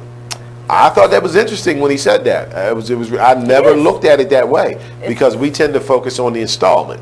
So that $50,000 you make a year, if you don't have a bunch of other accumulated debt, you may look and say, okay, I can pay $640 a month. It's just in this car, right? You get what I mean? So maybe that's one of the ways, that we're not looking at things like that. That's probably one of the biggest ways. Right. We're not looking at things like that. And then speaking of a vehicle in particular, which we all make payments, but at the end of the day, it is a liability. It is a bad debt. You know what I mean? Because remember, assets, liabilities. Assets are anything that adds to your income, and liabilities is anything that takes away. So a car payment definitely takes away. So I'm sure that is also playing a major part as to how we are spending more than we earn. Like I remember being younger and like getting a job that I thought was a higher paying job. And before I even got that first paycheck, like I was already like, oh yeah, I'm about to get, I'm about to get this, I'm about to get that. I ain't got my first paycheck yet. I'm already thinking about how I'm shopping, so forth and so on. You are so funny. Right? Let me tell you, like I just did that probably like a week or two ago. Like, I was spending all kinds of money. Money you haven't even got yet. You don't even have the right, money. you ain't like, got the money yet. Like, we already making plans. They was like, see, that's the biggest problem right there, spending money you don't have. Spending money you don't have, already anticipating the money that's coming and saying, hey, this is what I'm going to do with it. This is what I'm going to do. I'm already looking at the payments on this new car I want. When you start? Monday. Oh, wow. Gosh. This is exactly why I say when we do these shows, we learn too, because I'm so serious. I was just there like 2 weeks ago, and I had to get talked down off the cliff. Right. It's just the way it is. You was ready to take it there, huh? I'm about to get something. Yeah, it takes a lot to, go against the grain and learn these things because it's not taught within our society. You know what I mean? We don't receive financial literacy. And once it's taught, like you can't, like it's not like you can ignore the information. I mean, if you're a pretty smart person, it's not like you can hear this information, learn it, and just be like, I'm gonna do it anyway. Right. Like, that's not likely. So yeah, I hope people go back and watch the shows and rewind. It's so important to know hear and certain learn. things that we say. It is. It helps so much. It just helps so Rich Dad Poor Dad. So much. I'll go back to that book. Robert Kiyosaki. He said that is a poverty-stricken mindset. It is. And I think I went over that before. So a poverty-stricken mindset, which I believe we all have as Americans, right. No matter what color you are, right? We were taught that. Yeah, we were taught that. We have a poverty-stricken mindset, which basically means no matter how much money we get, we're going to work our way back down to zero. Yes. And I think I told the story about when Oprah did it on her show, where they had the homeless guy and they put $100,000 in a briefcase, and they put it in one of the trash cans that he does his dumpster diving in. Okay. And when he found it, the camera crew was there and was like, no, it's yours. Like, yeah, we put it there, it's yours. Right. And they even offered him financial advisors to help him with the money. And he turned it down. And then within like a matter of months, he was like completely broke. Back down to zero. He was back down to zero, and they were showing this is what a poverty-stricken mind does. It's not a mind that has financial literacy. And if you look at our school systems, financial literacy is not taught within our school systems. Not elementary, not grade school, not high school, not college, unless you major in finances. So this is how, as you know, it's an American way to be broke. Yes. It's an American way to be in debt. It's the American That is truly the American dream. The American, you know, everyone wants the American dream. The American dream is to be in debt. Now, I'm not saying don't go after it, don't chase it, but I'm just saying that's the reality of it. To have the house, the car, the job, the lifestyle. It's a lifestyle of debt. to lifestyle of debt. So yeah, Robert Kiyosaki calls that a poverty-stricken mindset. So he said you will always be like that unless you gain financial literacy. So if you are just a janitor and you go to school for 10 years and eventually become a doctor, you're making way more money than you did as a janitor, but your financial literacy is still the same. Right. You're going to spend money the same way you spent it when you was a janitor. Yeah. So said now you got bigger toys. Right. You got a bigger house, you got a better car, better vacation, so forth and so on, but you are still of a poverty-stricken mindset and you're still in debt. You know, that's Rich Dad, Poor Dad. If you ever want to check out a good book, Robert Kiyosaki, that's a good one. We did a show on that one. So spending more than they earn, 40% of Americans. That's a lot. And even when you hear some of the success stories from people who was out there struggling with the houses, the homes, even when you hear some of their stories when they say, oh, well, I turned my car in, went back, got a small car, did this differently, and now this is how they're on top. Like, you hear the stories of people that didn't spend more than they earned. And if they was, they had to go back and just re-budget everything. Right. Whereas though they wasn't spending more than they earned and they wasn't living above their means and so forth and so on. So sacrifices. Yeah, sacrifices. That's what that sounds like to me. Yeah, even sacrifices. I mean, because if you actually speak to a few people and ask them, you know, like, how did you get here? Like, we started the same place or whatever, and they tell you their story. This is 9 times out of 10 what you're going to hear in the story. Okay, you're going to hear about some sacrifices. Yes. You're going to hear about time management. You're going to hear about financial literacy. You're going to hear about changes. You got to make changes. Those are the people who really wanted it. If you really want to be successful and you really want to be rich and have that life, you can. That's your choice. You do have the option to go after it. You do. Yeah, you do. That is one thing I can say to be proud about as Americans. They do give us the option of pursuing whatever you want to pursue. We have more money than we think we do. Yeah, I think we do. I think that budget, if you create that budget, you'll find out you do have more money than what you think. Because so many little things that we spend money on that we don't necessarily pay a lot of attention to. Right, and spending more than we make in a year. I mean, if you're making $100 grand, but you're spending $200 grand a year, then yeah, it's going to look like you don't make any money. Right, true. You're going to feel like you're not making enough. It's going to look like you're making enough when you're making, $6 grand. But okay, so let's go over the 8 most common ways people spend the money they make, right? Since we're talking about spending more than we earn, we got 8 of the most common ways that people spend their money. Number 1, following others. Okay. Wow. That's the number 1, following others. Yes. So that's probably a fancy word for keeping up with the Jones. Keeping up with the Jones. That's what we call it. That's what we call it. Number 2, lack of a budget. Number 3, wrong partners in marriage. Yes. Wow. Yeah. One's a spender, one's a saver. One's a spender. That never works. That never works. You got that one partner that's had to have everything, and they have to keep up with the Joneses. Got to keep up with the Jones. Number 4, lack of awareness. Lack of awareness. That makes sense. Lack of awareness, right? Financial literacy. Yes. Lack of awareness. Number 5, ignorance. I don't make this up, y'all. Oh, yeah. Ignorance. It's great. Ignorance. What type of ignorance are they referring to? It's just the ignorance of just not knowing. Yeah. That's what I'm thinking. I don't think they mean people are ignorant. Yeah. As in behavior. Yes. I think they mean the actual definition of ignorance, which is not knowing. Yeah. Okay, so, whew. That one got close. Somebody about to get mad. Number 6, living for today. Now, I think that's a big one. That's a big one. That's a big one, because I've literally had people say to me, well, tomorrow's not promised. Hey, that used to be my famous line. That was your line? It used to be, I am living for today. Living like, for y'all today. are telling me do all of this. Like, I don't even know 5 years I'm going to be around I'm and even spend be that around. money. So I need to buy this now. Right. And every morning the alarm clock goes While off. I'm here and can enjoy it, I need to buy it right. All right, number 7. Oh, God. Human liabilities. What are we talking about with human liabilities? I don't know. They're talking about family who live off you. Those are the human liabilities they're talking about. Okay. Family who live off of you. The leeches. Right? The leeches. And number 8 is a lack of happiness. Now here we go. That's a big one. That's a big one. So that's what I was saying about us as people is going to spend just to try to make because of the themselves things happy. we deal with, we're lacking in happiness without us actually knowing it, because it's not all conscious. Some of it's subconscious. Yes. So we lack in happiness, and that can cause you to seek that happiness through living above your means, right? Yeah. Feeling like you earned something. Oh gosh. Okay. Now we're getting down to where I'm at. Right. We're getting down to the nitty gritty. Yeah. So I'll move on to number 8, because that was 8 from number 7.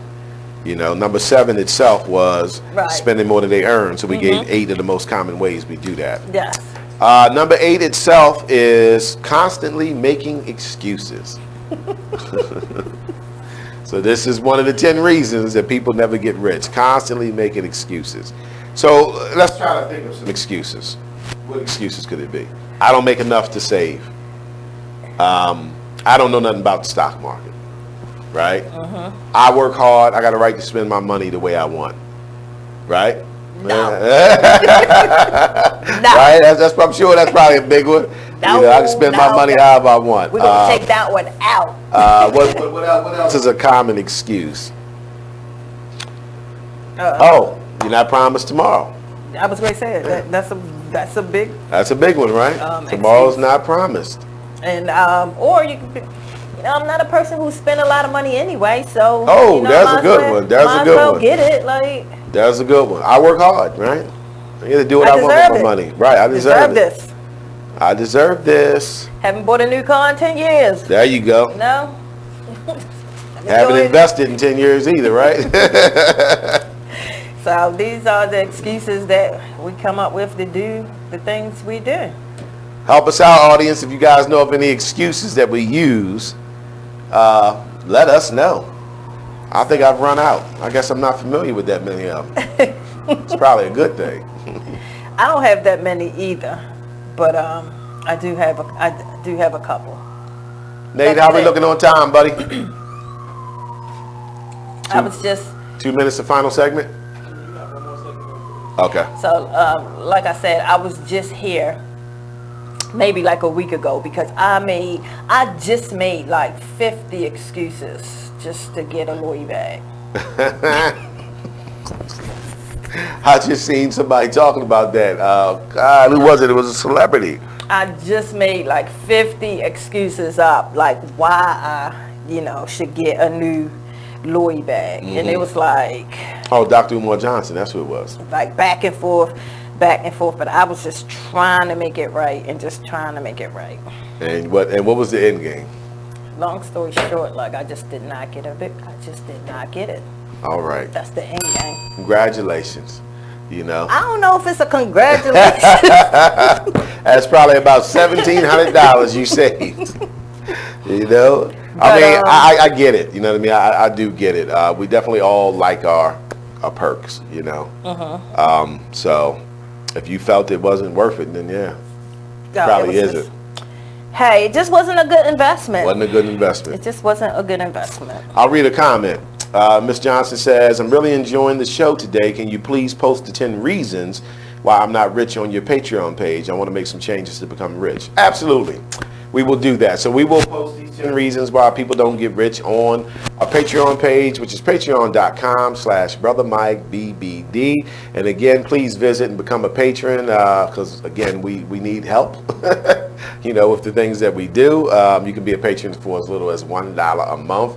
And also make sure you go to blackbodyman.com and check out our latest apparel. We sell shirts and hoodies, and we just came out with the announcement for the shirt we're making for our Puerto Rican brothers and sisters called Boricua by Demand. So we should have those for sale soon, but you can go on the Facebook page and check out the logo and see what it looks like. It's an awesome logo. And we are going to donate some of the proceeds to Donate Puerto Rico to help with the relief for the island. So we are up on another break. We'll come back with the last 2. We got 2 more left for you. So stay with us. It's the Black Body Man Radio Show. We'll be back.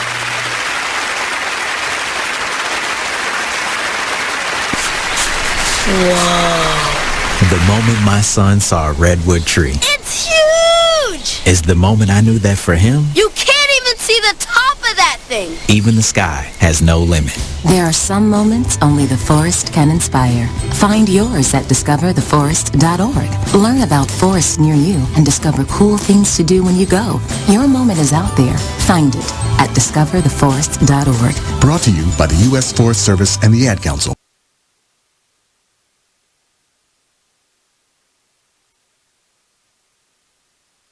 Take a minute and listen to this flashback of the Black by Demand radio show. Control. They said she wouldn't so they didn't know if she had a weapon.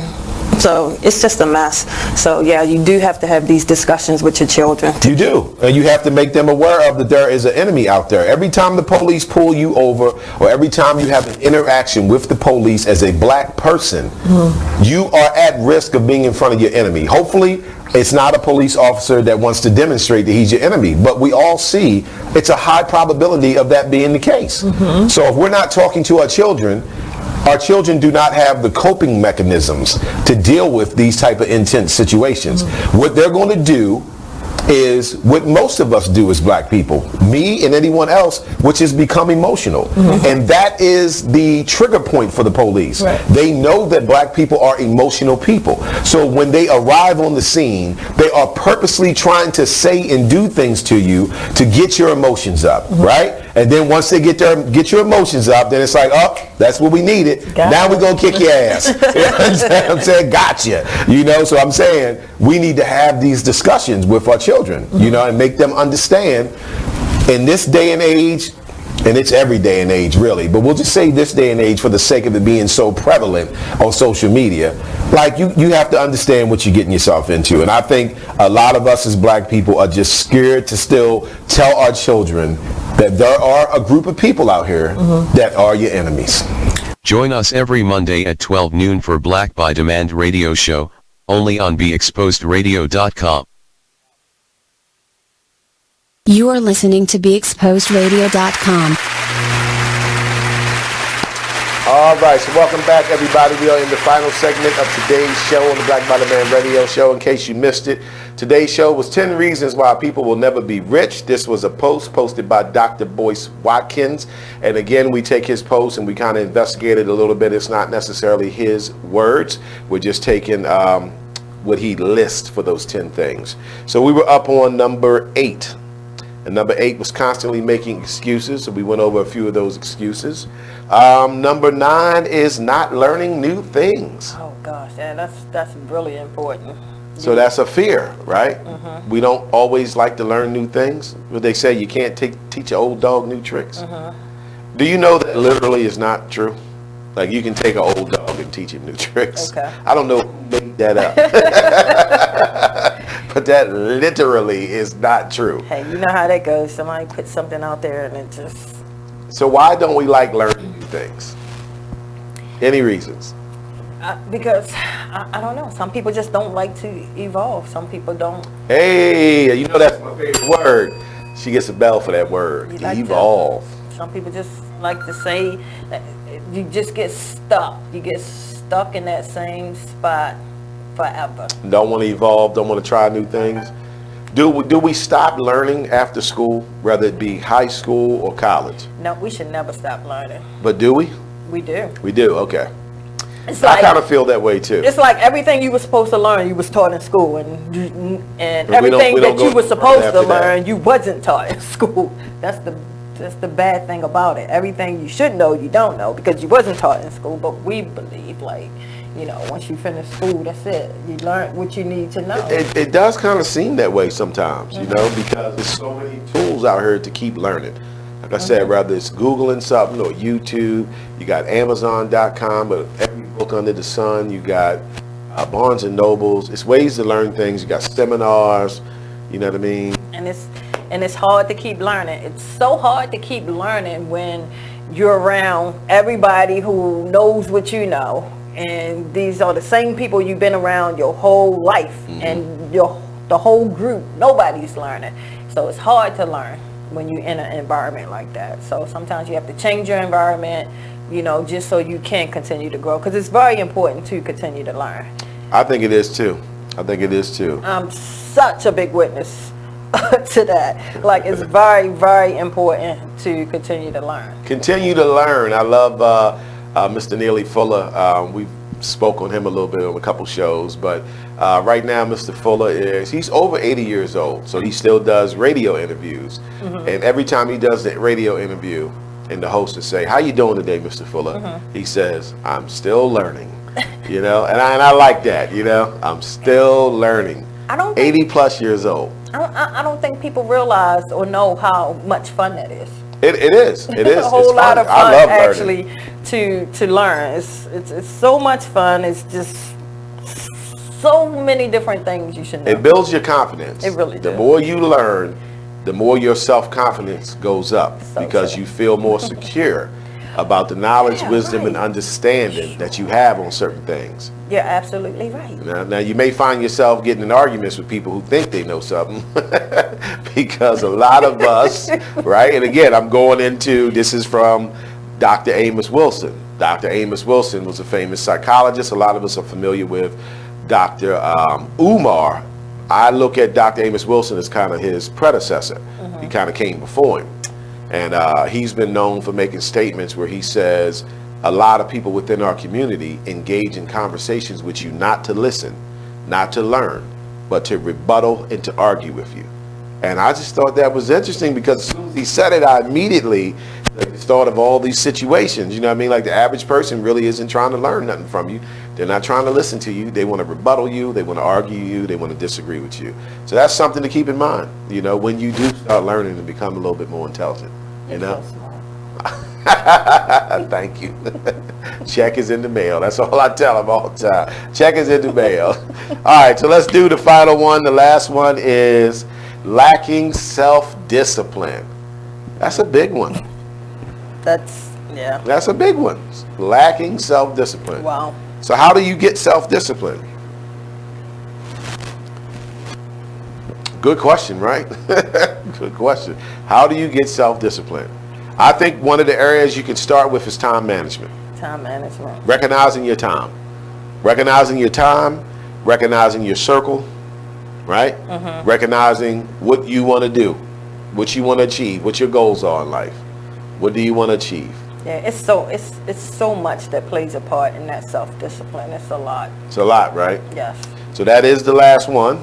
So let me recap all of them for everyone. Again, today's show was 10 Reasons Why People Will Never Be Rich. This is based off of a post from Dr. Boyce Watkins. Please check him out on Facebook.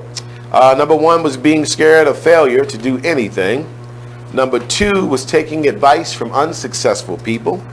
Number 3 was focusing on saving instead of earning.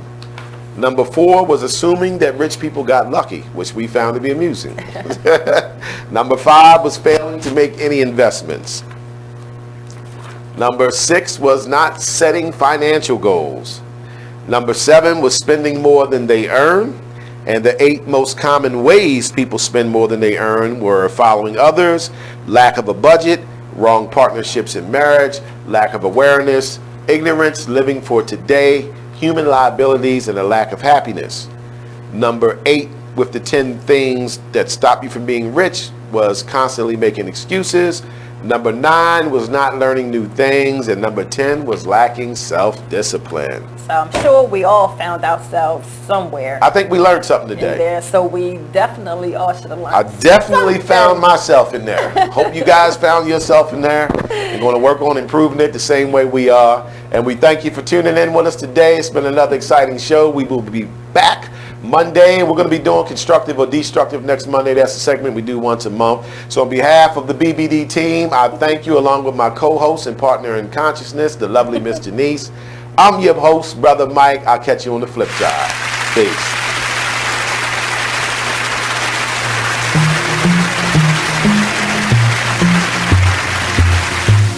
Let's do this. Great show.